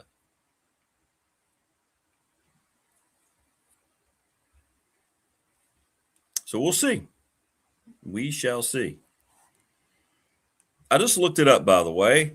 So Old Dominion, Jackson Potter is a transfer from Washington State, is their new quarterback. Isn't that interesting? They have two guys, Jackson Potter and Quinn Hinickel. So Potter was the MVP of the Cure Bowl. So that looks like that's their new quarterback, because Colton Joseph went to Wisconsin. So I was curious. And this other guy, Quinn Hinickel, is a redshirt sophomore. So looks like you'll see Jackson Potter or Hinickel in game 2 in Blacksburg. I don't really know much about either one, but, at least now we have some names. I get a lot of questions about Old Dominion. But Jackson Potter looks like he's in the lead, and he's played at a, pretty high level at Washington State. So there you go. Those of you that were asking Chris on the text line. Oh, okay. Sorry. Yeah, it got popped off there. Sorry about that. There you go. Sorry about that, Rodney. Yeah, the comments are good.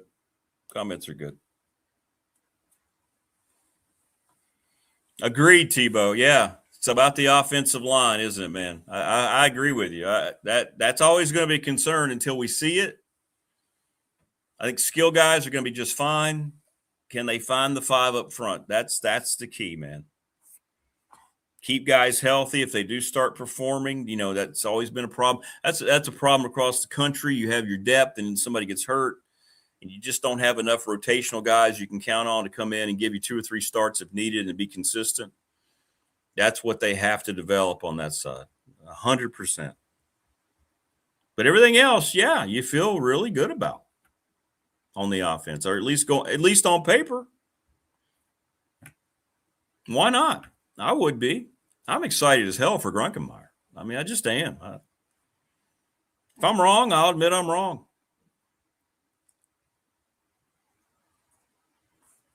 Yeah, and you know what? For me, this along those lines. And look, this is not an attack on Kyron Jones. He played hard,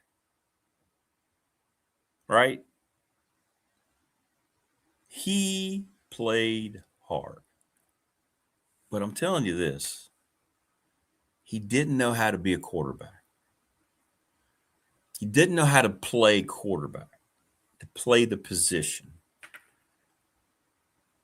Ethan Grunkemeyer understands what it, in the short amount of time he's been on the field, he understands what it means to be a quarterback.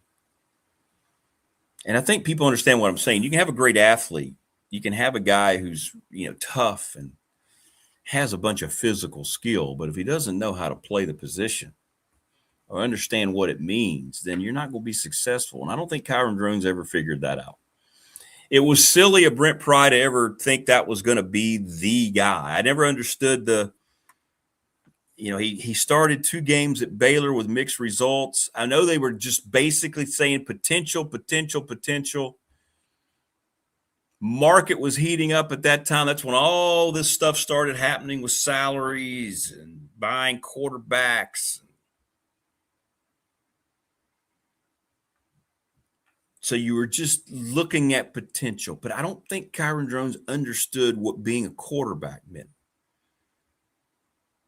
And again, I'm not attacking the kid. He was a good kid. He came on the radio show, twice, 3 times, 2 or 3 times. And I thought he got the hell beat out of him last year, and he got up and he played, and you got to respect that, right? He made a lot of money at the time, especially. It just didn't work. He wasn't good. He just was not a good quarterback. He could go somewhere else maybe and be a different position someday if he wants to. I don't know. But now I feel like they have a guy who's a quarterback, and I think that makes a ton of difference. When Tech's been good, they've always had guys who understood exactly what being a quarterback meant. They've had some of the best leaders collegiately. But I go back to Tyrod and Brian Randall, Al Clark, Maurice DeShazo, Mike. I mean, they have guys who had unbelievable physical skill and athleticism, but they also had guys who understood their role in the offense, who were very cerebral. Jim Druckenmiller was an ox, right? Just unbelievable cannon of an arm. But he understood how to run a collegiate offense. Now, it didn't work when he went to the 49ers and he got blown away by Bill Walsh's but in college, though, he got it. And that's what it takes at this level. You got to have that guy. And Tech's had such a strong lineage of guys. But it's been a while at that position. We can tie in a lot of things to why Virginia Tech football has been bad now for as long as it has been, really since 2017, the end of that going forward. They haven't had that guy under center, have they? They've had some talented guys. They had guys that maybe didn't get enough time to develop, to play.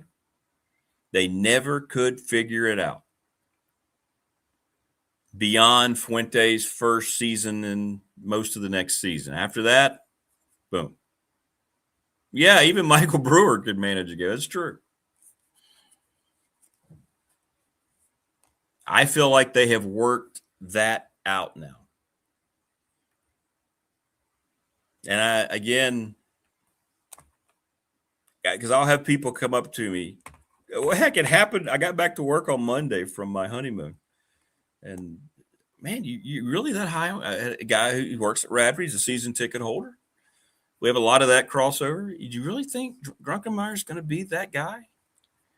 And I just looked at it. I said, well, yeah. I mean, I watched him play last year against some of the best defenses in the country. I saw a young guy who was learning, thrown into it. I said, you can go back and find the Indiana highlights. Go watch him play against the national champion. Right?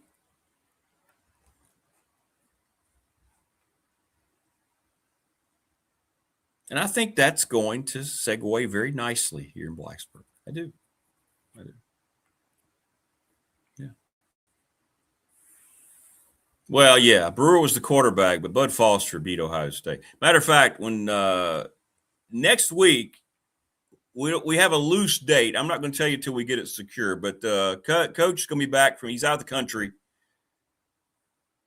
And then I want to get into that game. As brilliant as Coach Foster has been,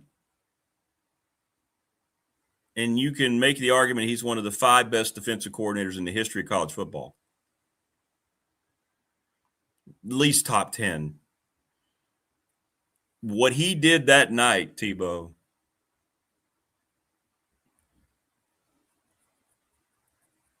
I think maybe his biggest masterpiece.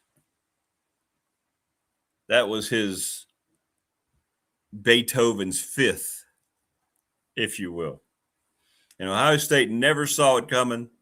He changed the entire way they played defense because of that personnel, and they never counter adjusted. They couldn't because he was always one step ahead. So I want to get into that. I think it'll be just a fascinating conversation. But I'll let you know. We're supposed to get a hold of each other this weekend. I think he's back Friday, Saturday. So yeah, looking forward to that. And then he wants to come on with Coach Elmo, and then I'm just gonna just get out of the way and let those guys just take over. I have been to Madison Square Garden. Yes, I have.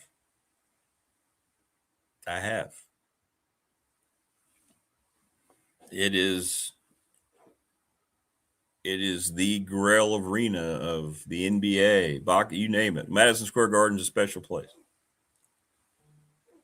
Yeah, I do too, Prometheus. I kind of feel like, especially here in year one, Grunkenmeyer can be the guy that can anticipate some inconsistencies due to personnel.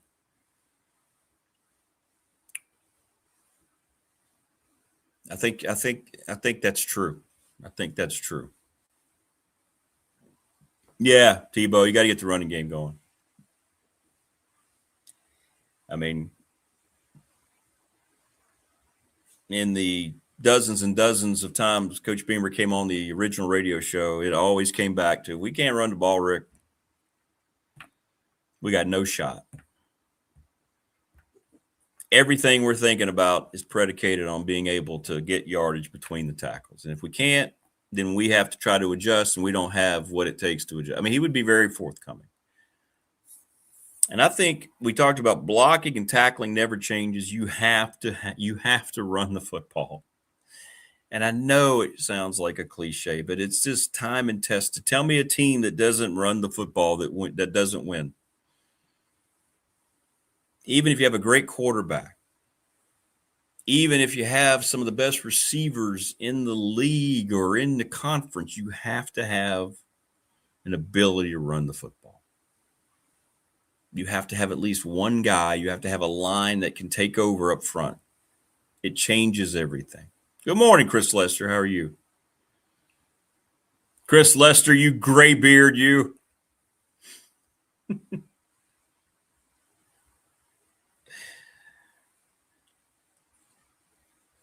JD Byers is going to join us from New York, by the way. Imagine how good we could be with a decent OL, Wayne says. Running backs, and with the running backs we've had the past 5 years who had to beat 4 players on defense before getting past the line. That's true. That's true.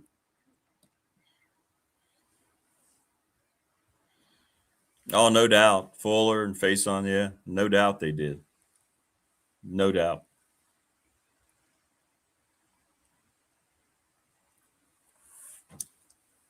Yeah, but Chris, yours looks great, though. We've already talked about it. I know you don't like it, but, man, that was sharp. No reason. And apparently, from what everybody's telling me, the ladies love it. So, hey, man, if I'm you, I just keep rocking it. No reason we can't run the ball this year, Low Country says. The offensive line was good enough for Hawkins to average almost 8 a carry. We'll see. That's what I'm concerned about. I hope those guys end up being good up front. Because that'll make Grunkemeyer even better, too, more effective. Tebow, why did my Eagles have such success and won the Super Bowl 2 years ago? Yeah, I mean, the Barkley connection. Now, you obviously had to have Hurts develop like he did, but there's no doubt what Saquon brought. It brought it all together. That's the best trade the organization ever made, right? Who are your greatest teams in the history of the National Football League? The Green Bay Packers, starting out, they won the first 2 Super Bowls. It was Jim Taylor, Lombardi's Packers sweep. All right? Pulling out the guard and just bringing those guys across and get the hell out of the way, you know? Go into the 70s. Let's talk about it. The Miami Dolphins, when they were winning early. Who was it? It was Larry Zonka. It was Mercury Morris, Jim Kick.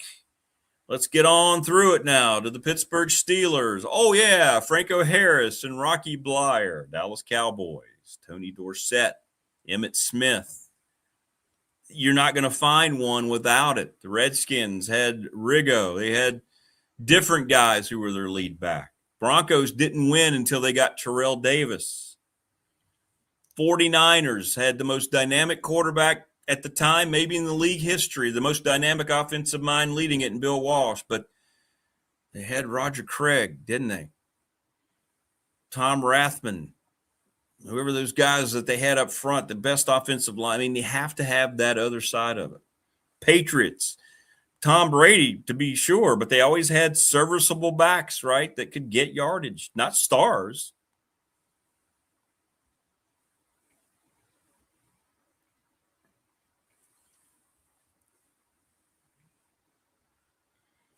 To run the aggressive defense like Bud and Brent, lockdown corners are a must. Correct. And we'll see if that's something that they actually have. I don't know.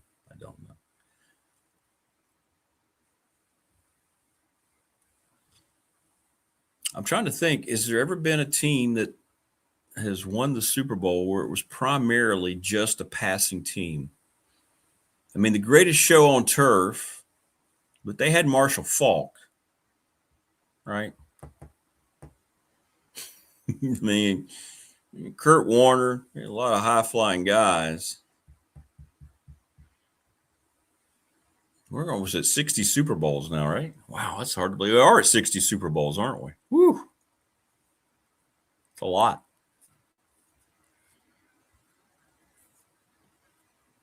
I mean, the 90s Cowboys, it was all about the best offensive line, arguably consistently the league had ever seen put together.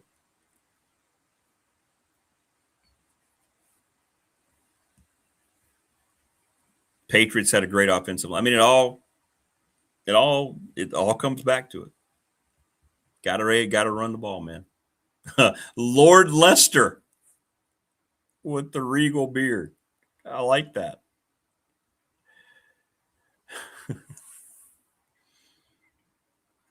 Loved Coach Mabry's hat last week. Run the damn ball. Yeah, that was fun.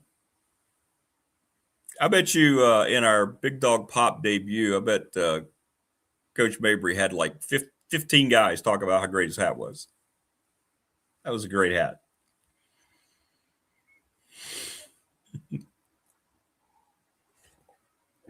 Great hat. But we'll see. It's all speculative now. You know, this is what the fun stuff to talk about, right? Because we don't know. We haven't seen it. We'll start to see it here coming up. Work is still being done. But that's what the offseason is for. Talk about these things. Nobody knows, right? I mean, nobody can say absolutely one way or the other how it's going to work out. Again, that's why we have a scoreboard. That's why we have numbers attached to sports, because the numbers, yeah, sometimes they lie. They can be misnomers, but at the end of the day, they tell a pretty succinct story about a football team. And we will find out. We will find out.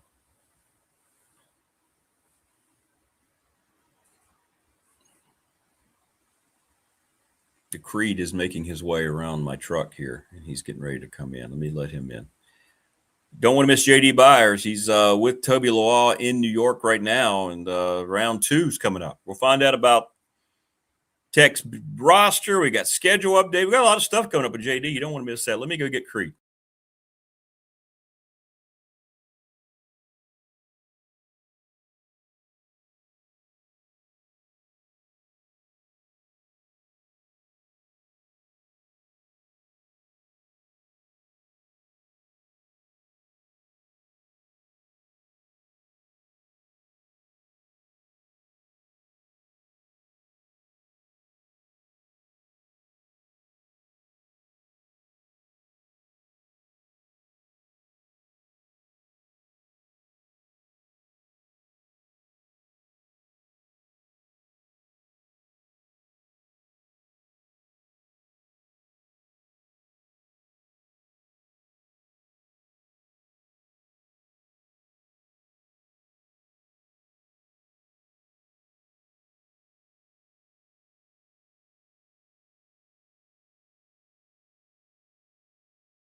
Gorgeous out there. I mean, it is gorgeous outside. Wow. Seems like it's going to be a beautiful day. What do we got here? I don't think I've checked it out today. High 80, sunny. Doesn't look like it's too humid. Man, it looks great out there right now. Feels great out there, too.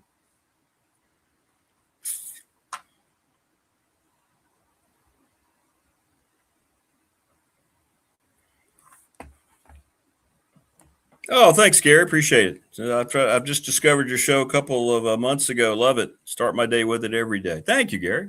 On our text line, I'm a big Seminoles fan. What do you think about Florida State? Well, don't know yet. I know you're kind of in a tough spot. You know that.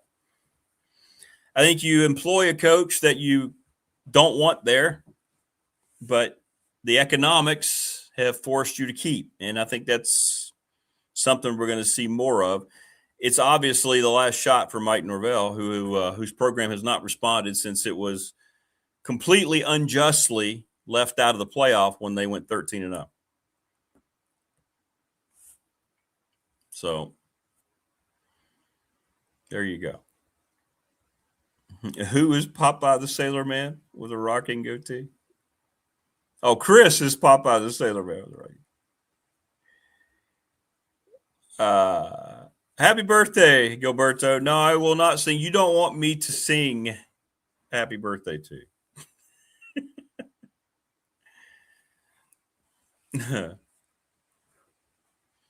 Yeah, we're going to start having a roving copter report again on the weather. But it's nice out there right now. I'll tell you what. Some good vibes out there.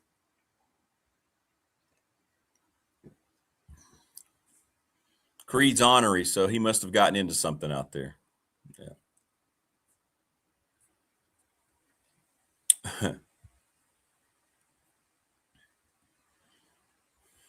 Darren says, can you play the old My Guy? I haven't heard him in a while. Sure. Oh my. Oh, no. Oh, no. That was out of nowhere. There you go, Darren. I like when people are making personal requests. Who are you, no care? Who the hell are you? Sorry.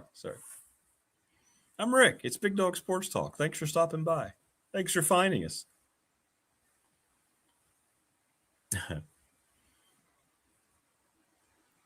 Let me send Coach Byers his invite here. Tomorrow, David Smith, Andy Bitter, I believe, is finally back. And then Dwight Vick tomorrow.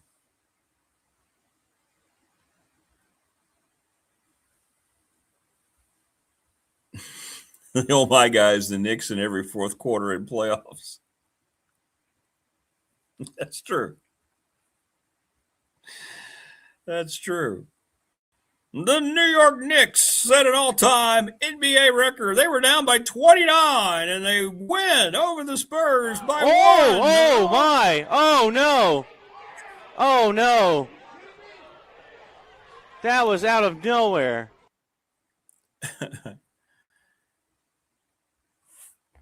Kenneth on the professional door text line. The trigger game we've talked about a lot for me is Maryland. Yes. Yeah. It'll be a tougher game than you think, but winnable if things are progressing nicely and you don't have a bunch of injuries. See, it's hard to talk about game 3 in because you don't know what the roster is going to look like. But on paper, the Maryland game is the first true test for James Franklin's first team. So, yeah. For a lot of different reasons. First road game, place that he was before.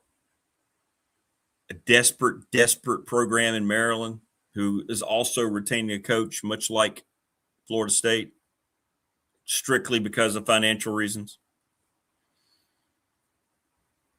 That's the one for me.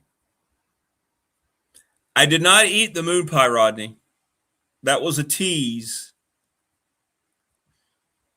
On our honeymoon, we stopped in this ice cream place. It was unbelievable. And I found some moon pies over in a box, and I held one up, but I'm going to wait and still do the moon pie thing here on Big Dog Pop. That's going to happen.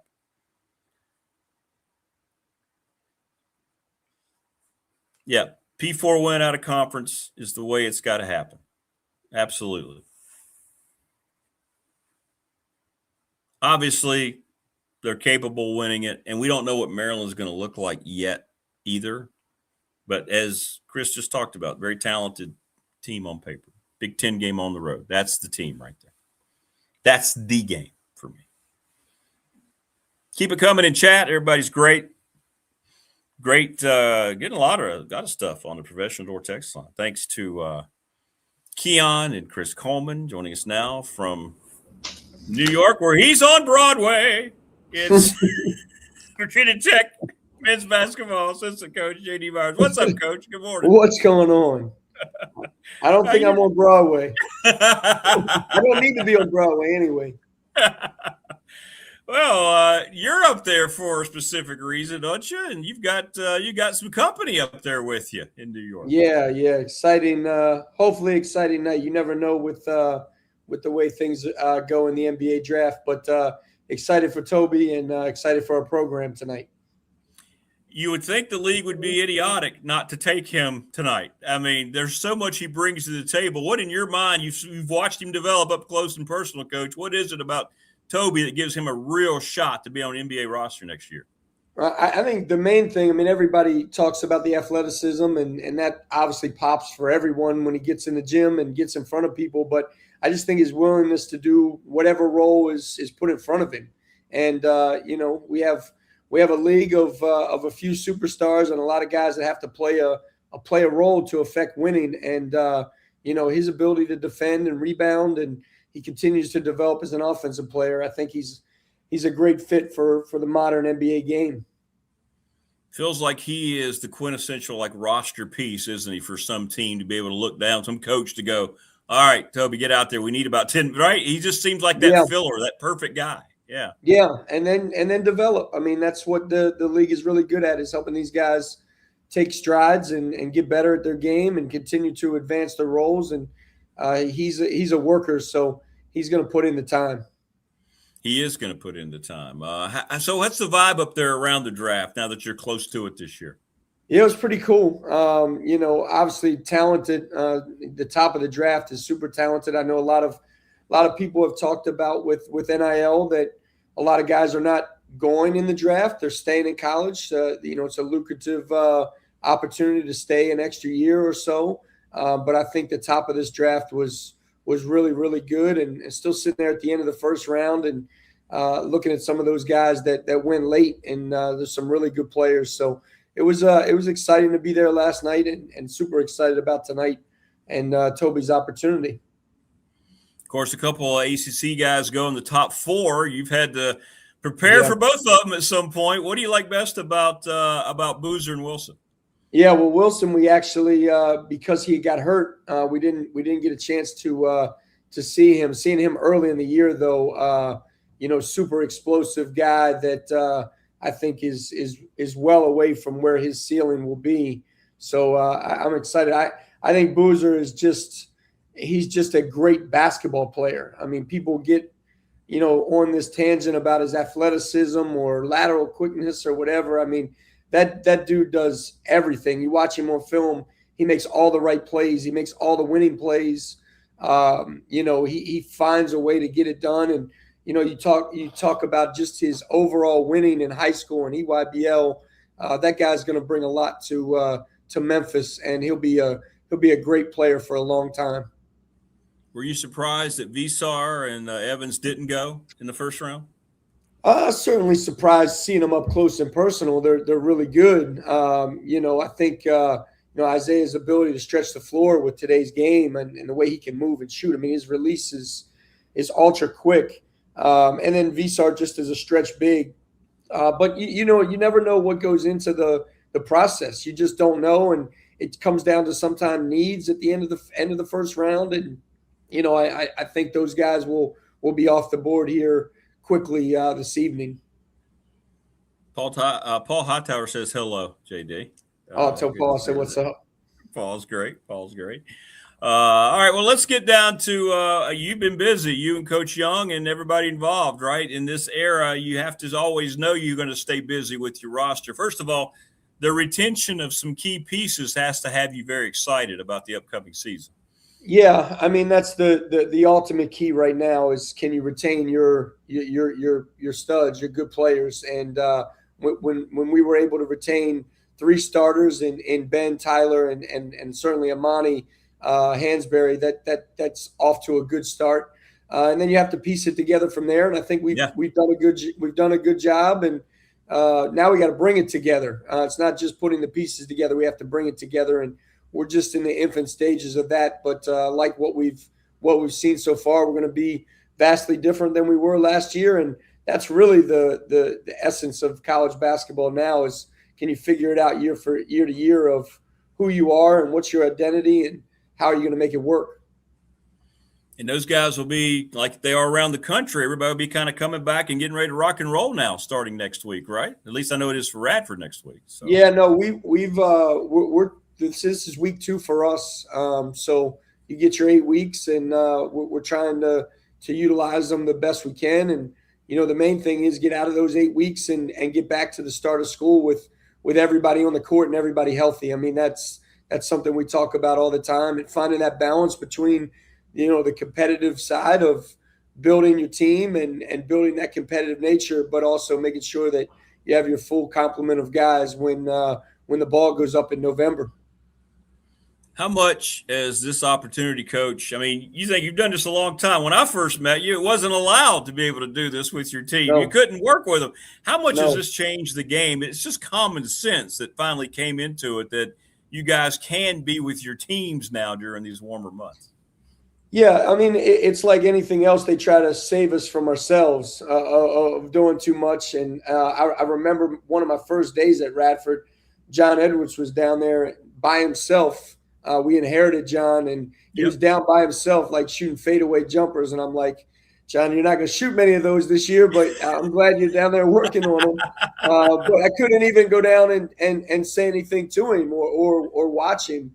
So it has changed a lot, and they continue to tinker with it and, give you the ability now as a coach to decide how much time you want in the weight room with the strength coach, which is really important, how much time you want on the court to do your individual work. They don't, say that you can only have 4 guys in there anymore like they used to, and the other 4 guys have to stand outside the door and wait and can't listen, like just things that have really evolved. But, for us, I think it's key.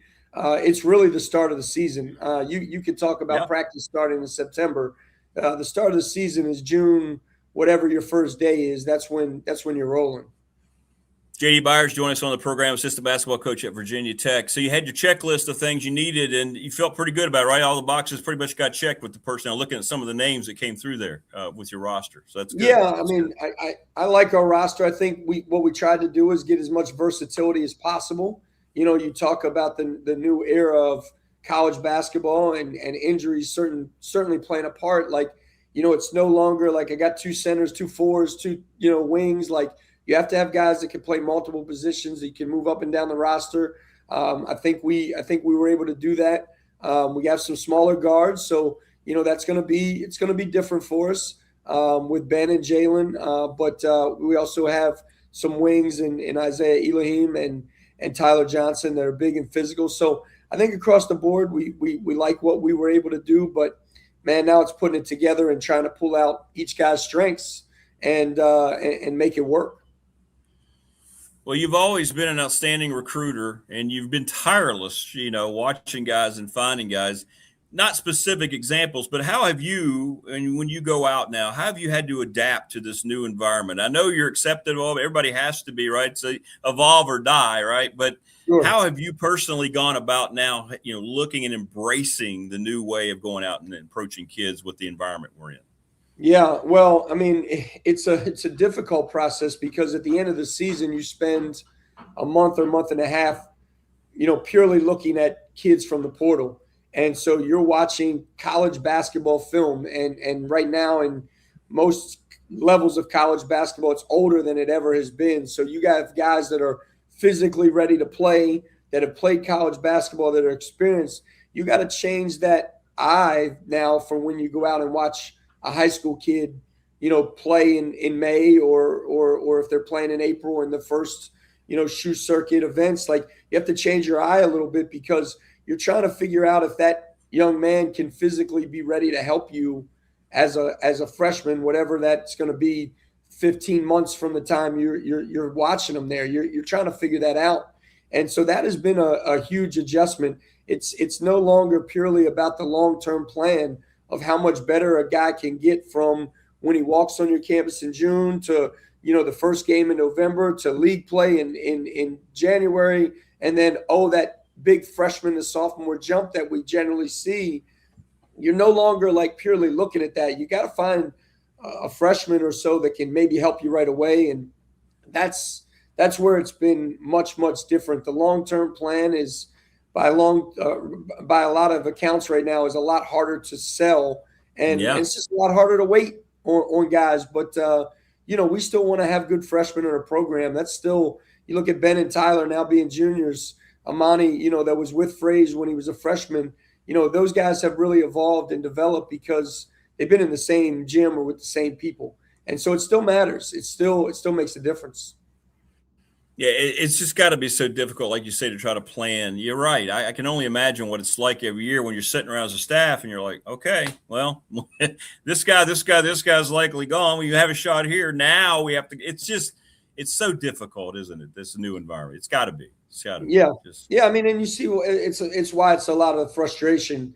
And it's not, personal to anyone or personal to guys making money. It's just, it's a much trickier system. And, when you're talking about 10 new guys, 9 new guys, or whatever it is on some of our programs year in and year out, it's hard to have a system. It's hard to have a year-to-year plan. You have to get in the portal, find who, identify who fits you, not just as a basketball player, but also as a person, the community, all that. You got to figure out who they are, bring them in, add a couple pieces with them late, and then start planning of this is how we're going to play. This is what we're going to do defensively.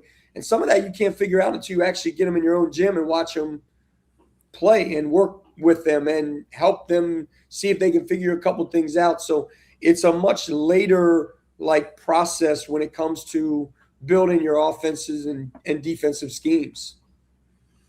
When those meetings happen with Coach Young and the staff, do you guys have like a target group, or is it something where you say, hey, Coach, I just saw this kid, blah, blah, blah. What do you how does all that work now? Does that change? I'm sure that's the way I know it used to kind of be, but how about now when you go about it as a group? Well, you're constantly just through different avenues trying to figure out who's available. It's once the guy hits the portal officially, which, you got to wait until they do to contact him or whatever. But once they officially hit the portal, that poor young man's phone and his agent's phone is, it's a lot.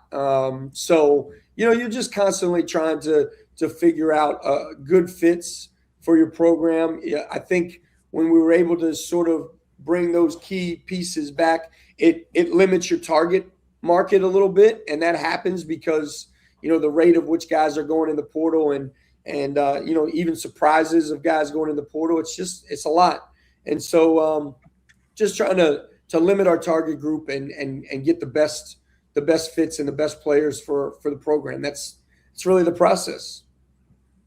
Kids have always gotten bad advice through the years, one way or the other, right? With their handlers, with parents and so forth. Have you seen that increase now because there is the monetary value of some of the people that are around these kids? Or does that just not change a whole lot? I don't think that's ever going to change. And look, not all bad advice is malicious. Right. Sometimes it's just, lack of information or lack of understanding. And that's just part of the game. I mean, it's human nature. If two places are close in terms of what they're offering and the money is a little higher at one of the places, that's usually what the decision is going to be. I think that's what we've seen. I think we have been able to get some guys who chose the fit over just purely money. And to be honest with you, when I think about those examples, those guys have been super successful. And what you hope is they're rewarded for those decisions, down the line, overall, that you're able to, as your university, able to reward them.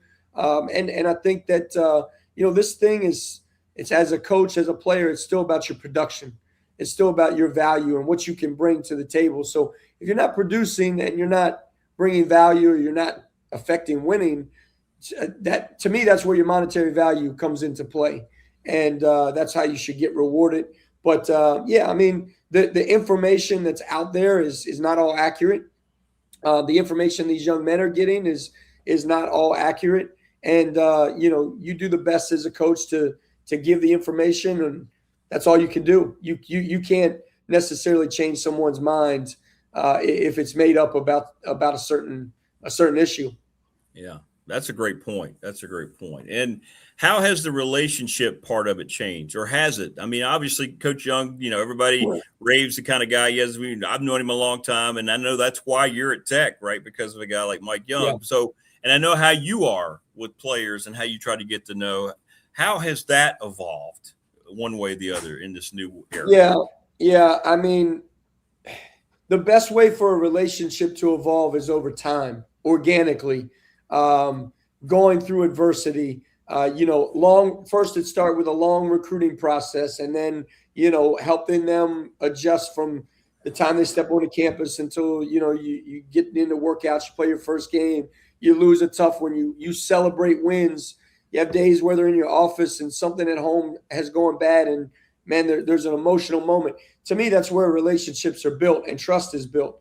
And obviously getting down on the court and working one-on-one, which I think is where a lot of this starts. So a lot of those steps are skipped. And that's where the relationship, becomes quote unquote transactional. And that's what we all fear as coaches is we don't really want a transactional relationship. We're not going to be able to get the best out of that young man. It's hard for them to get to us for us to be able to give them our best, because we don't know quite as well what can help them or what detracts from their progress. And so, I mean, Coach Young is things with him are very organic. He doesn't like to force things. It's day after day, stacking the reps. That's why has been so good offensively, because teams just keep getting better and they keep working on small things and it comes together. And it's the same thing with a relationship. So I think we're all struggling with that. That's been a personal struggle of mine. But you got to do it quicker.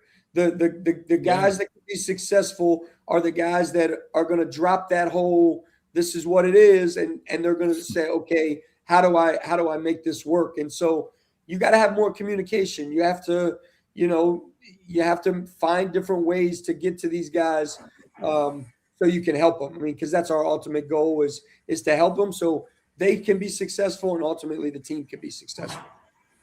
Well, yeah, that makes perfect sense. Now that I hear you explain it, Coach, I mean, you're right, because you're used to the more impersonal part or the personal part of it. And then all of a sudden, if it just comes down to, hey, I know a little bit about, but here, this is what you're right. That's got to be kind of like we don't want that. I know it. That's true. Yeah. Trying to avoid that if you can. Yeah. Well, coming up, and I know you're busy also, on the other hand, of putting together this home schedule for Virginia Tech. Oh, right? man. And we had one coach that gave us a review last week, Donnie Lynn, and a good friend of yours. And I just found out Monday that the Highlanders are going to be back in Blacksburg. When does that process start? Let people know about the scheduling, man. I know you've been doing it a long time. So, well, this was year one of my scheduling, and Kevin Giltner, really? Kevin Giltner took the Wofford job in whatever it was, October of this year, and Coach brought me in and said, JD, I have great news for you. You're now in charge of the Hokie schedule. So everybody's either going to love me or hate me. I don't think all the contracts are quite to the finish line. We're working on them. But, the Iowa game, neutral game, which not so neutral, was released yesterday. We got another Big 12 opponent that we're going to play in a neutral site. We got a Big 12 opponent we're going to start a home and home with. So the schedule is a beast, but piecing that together is difficult. When you put a post online, man, I've gained a lot of new contacts in my phone of coaches that I didn't know. And the relentlessness, if they recruit as hard as they recruit for scheduling, I mean, those texts come in at all times. But it's been a great learning experience for me. We have a cool schedule, and I'm excited for our guys to have some really great games this year. Well, I know when you're at Radford doing all that, and you guys are working together the schedule, you kind of had a vision for the schedule, right? Yeah, you need to go out and make some money, but you wanted certain types of opponents. Has that evolved through all this as well, or is that part of it kind of stay the same because you're trying to, obviously improve your team and so forth? The problem is you're scheduling games and you don't know who they have on their roster. You don't know who's coming back. That to me was the hardest thing. So I think scheduling's got a little bit later. Guys aren't as early putting their schedule together because you don't know until you can start to put your team together. Most of us don't know. And so that's probably been the biggest change. We still have, want to get a couple neutral games, want to get in an MTE if we can. You want to get a home and home. And then, you want to get your games, where you can bring some opponents to Castle. So it's still structurally the same, but how you go about it has changed a lot. So now is the best case scenario. If you can have it done by the end of July, you're probably ahead of the curve. I mean, we're looking at I celebrated when I was done. I did. I was happy. And now I'm just waiting for these contracts to get signed because the language in the contracts and a whole bunch of stuff that I don't know anything about, but I'm the middleman, so I got to make sure it gets done. Exactly. Well, you will. There's not an I that's never been dotted or a T crossed by you, my friend. This I know. Brother. Try. So what's going to happen today in New York? What do you guys got? How are you going to spend the day before you get back there later? I'm gonna get a workout in this morning. That's my first goal because I had 2 nice slices of pizza last night. So I'm gonna get my workout in. Do some work around here. A good friend of mine who was actually Toby's mentor is in town from England. So I'm going to go spend some time with him and hopefully get over there as close to 8 o'clock as possible and pray everything goes well. I think he's going to be good regardless. It'd be wonderful to hear his name called. The story is pretty cool because 5 years ago, no one would have ever thought this young man had a chance to play in the NBA. So really excited for him and, just really want to be here to support him. Coach will be in town, which I think is huge. So it'll be a great night and a good day in New York City. No, it'll be great. Yeah, I hope that happens indeed for him and for you in the program. It will be great, and he'll sit around today. Maybe he'll get some insight, maybe not, but hopefully we'll hear that name tonight. So, no, sometimes this stuff is done beforehand, but there also could be 30 trades and a whole bunch of other stuff that goes down. So we'll have to wait and see. Well, brother, listen, man, thank you for jumping on. This is great info, and I know people have been eager to hear about the roster. I know you guys are pleased, and it's an exciting time. It never stops anymore. We're always going. It doesn't. It is never going to, so just accept it and move on. How was Father's Day for you and the clan, by the way? Oh, they're in Orlando. Marcy's down there recruiting, takes the kids with him, and spends a couple days at the park. So I spent my Father's Day solo, but everything was good. I got a good video chat from them in the morning, and I look forward to seeing them Sunday when I get back from recruiting. There you go. Hey, you got the Father's Day. Got to sit around and watch U.S. Open. That couldn't be too bad for you. I know you're a huge golfer. It wasn't bad. It wasn't bad. Well, all right, brother. Safe travels, man. Always great to visit with you. Thanks for coming on, and please give our best to Toby. I hope it goes well for him tonight. Appreciate you, Rick. All right, brother. Take care, man. Later. We'll talk soon. All right. Great stuff. J.D. Byers, assistant basketball coach at Virginia Tech. How great was that, huh? JD's great. He's a great person, but he's a really, really good coach. And he's relentless out on the recruiting tour and talking to kids and always working with kids. He's going to be a great head coach sooner than later.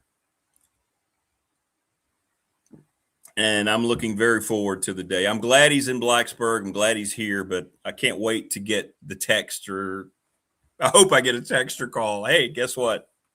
Because it's going to happen, and he's going to be terrific. But you see the way you have to embrace it, man. That's great stuff, man.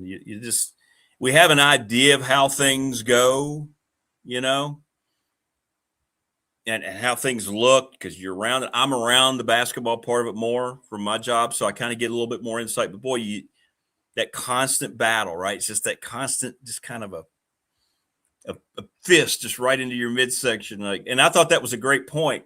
You don't want this to become just transactional.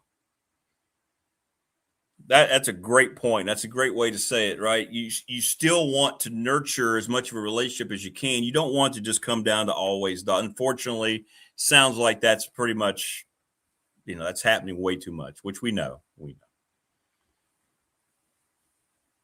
He has that scratch voice. Like he did kind of sound like Steiny a little bit, didn't he?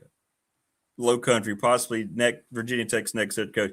Well, whoever gets him is going to be very fortunate. J.D. Byers is going to be outstanding. I mean, he got to Radford. I mean, Mike Jones just raved. I mean, that guy, he was always going. Always going. He never gets tired. He's just got so much energy. Yeah, he's going to be a terrific head coach. Terrific head coach. But good stuff, man. And that takes you inside the draft. It takes you inside all these different things that you hear about. You go to X, you watch. Now you kind of got a little bit more. That's what these unbelievable people that come on this program, that make this program, along with you, I learned just like you. It's so cool. And now you can think about Toby today. He's going to be hearing from his agent. He's going to be hearing all the scuttlebutt, all these calls, all these different things, right? And he may even know before he gets there exactly where he's going to go and who's going to take him. And I hope that's the case. He's worked very hard from his VCU days to get here. And you talk about relationships. Well, it's pretty clear the kind of relationship that Virginia Tech's coaches have with Toby Lawal. They wouldn't be there now. Mike Young, he just said showing up in town for it, which maybe is an indicator that they've gotten some news. I didn't want to put him on the spot, right? I feel pretty confident. I hope I can be saying tomorrow, hey, look at that. Look at that guy. He went to so-and-so with pick number whatever. And if you're a Tech fan, it's great to see Virginia Tech's logo up there on the basketball side about a guy being drafted, right?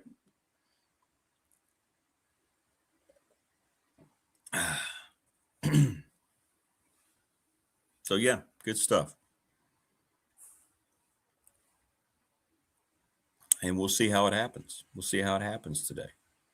Thanks once again to all of our sponsors, the NRV Super Bowl, Lawson's Mobile Home Supply, Sundown Electric, Professional Door Incorporated, ReadySetFund.com, National Bank, member FDIC, the attorney Ryan Pry with their BDST fan question of the week, Little River Heating and Air, presented every day by Pulaski County Sports and Entertainment, National Bank, my exclusive banking partner, Family Fencing, sponsor of our studio, McClellan Chiropractic, Top Shelf Apparel, I don't believe I left anybody out. Little River Heating in there. I think that's everyone.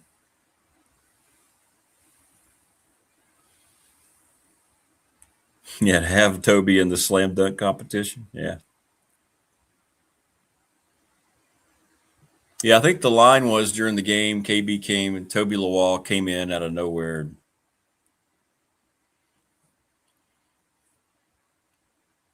He kind of rebounded a miss and just tomahawked it. And I said, where in the world did he come from, KB? And he says, Rick, I think he left from Manassas or something like that down to Richmond. Great athlete. And you think about how badly Tech missed him when he was hurt. I mean, you had to quantify every result by, well, they didn't have Toby Lawal and what a difference he made. So I hope all the extracurricular things he brings to the table physically will be noticed and be represented tonight by reaction from NBA front office somewhere.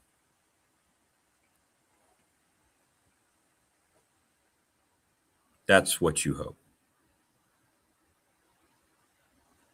to say the least. But it's good stuff. Good stuff. But please always subscribe, like, and share the channel. We're growing every day. The Tuesday show yesterday had about 650 actual live views. And then after you watch rewatches, we were well over 1,200 views just of a random Tuesday show. Crazy. So keep that in mind, sponsors. Potential sponsors. You're getting a lot more worldwide exposure now here on YouTube as opposed to just the audio part of it. But learned a lot today. All right. KB, Chris Coleman's always great. And JD Byers. Tomorrow I know we'll have, it's my division day with David Smith, the AFC West. See if he's kind to my Broncos. Andy Bitter and Dwight Vick. And I don't know if anything's going to happen in between that or not. We'll see. I might do some late show editions today. We'll see. Sometimes that happens. Sometimes you're sitting around like, you know what? That guy would be good. Or that gal would be good. Let's try that. But we'll see as we meander on through the week here. Don't forget the bash is set for the 18th. What did you send me, Morris? Let me give people some more information. All right, so we're going to have an appetizer menu. We're going to have maybe a party tray or two. Morris is going to help out with the drinks. We're going to be in the banquet room that night. Coach Elmo's coming. That's confirmed. Trying to get Jen to come. We'll give her a hard time. But it's going to be awesome. Awesome.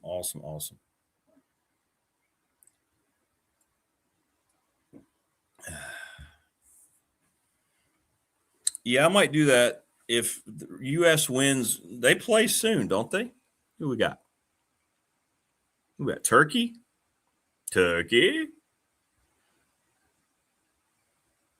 Ooh, 10 p.m. tomorrow night.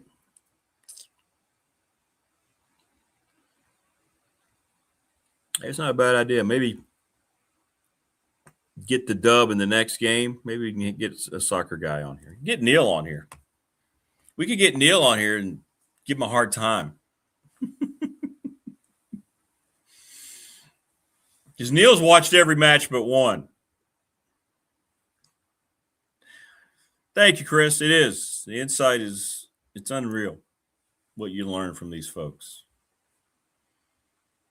And I value each and every one. It's awesome.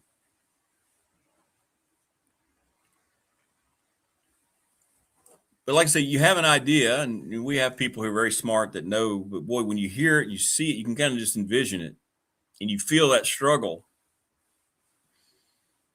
and how the process goes. You know, it gives you a realistic take as opposed to some of the things that's written about and shown. And this tells you exactly the things we talk about that, come to fruition or how it works out, the things that you hear, the things that people you can trust. I told you on Monday we'd get the decision about the Tech athletic director, and then it happened later that day. Not necessarily the manner in which it was going, but it still happened. Talked about Major League Baseball's issue. Day later, they issue a national worldwide apology about their complete bias against one certain religion. No self-awareness whatsoever. None of the baseball writers, by the way, decided to take that up. They so worried about their access. They're not going to write about anything that matters. They're just going to keep talking about, I don't know, whatever it might be that nobody cares about. No Dave Matthews on the jukebox all night. That's not happening at the bash. Somebody could put it on their phone, though.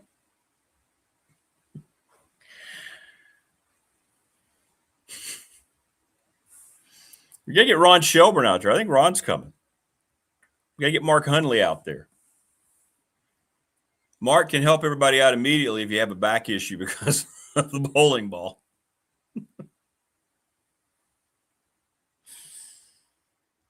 But I hope you can come out. We're going to have fun. Just meet everybody, see everybody, and have a good time. Wayne, I'm concerned you know so many names of Dave Matthews songs. It kind of makes me think maybe you're a closet fan. I mean, yes, here's what Wayne probably does way too often. He shows up at Panera by himself. Can't even blame it on his wife. With his earbuds on, he's listening to a Dave Matthews Spotify channel.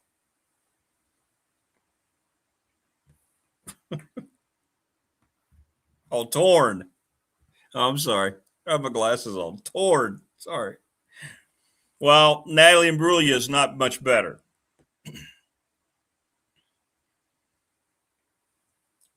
She may have been more appealing to observe with the eye, but thanks, everybody. Good stuff today. Thanks, everybody who contributed in chat, text line, all of our sponsors, all of our great guests. We'll be back tomorrow on the Thursday edition. I hope we made your hump day slide over a little better. I know you made mine. Take care. Thanks to our guests again. We'll see you tomorrow, everybody. Don't forget, we'll have shorts up after the show on the channel. You can go back and watch some of your favorite segments from today's program. We'll see you tomorrow, everybody.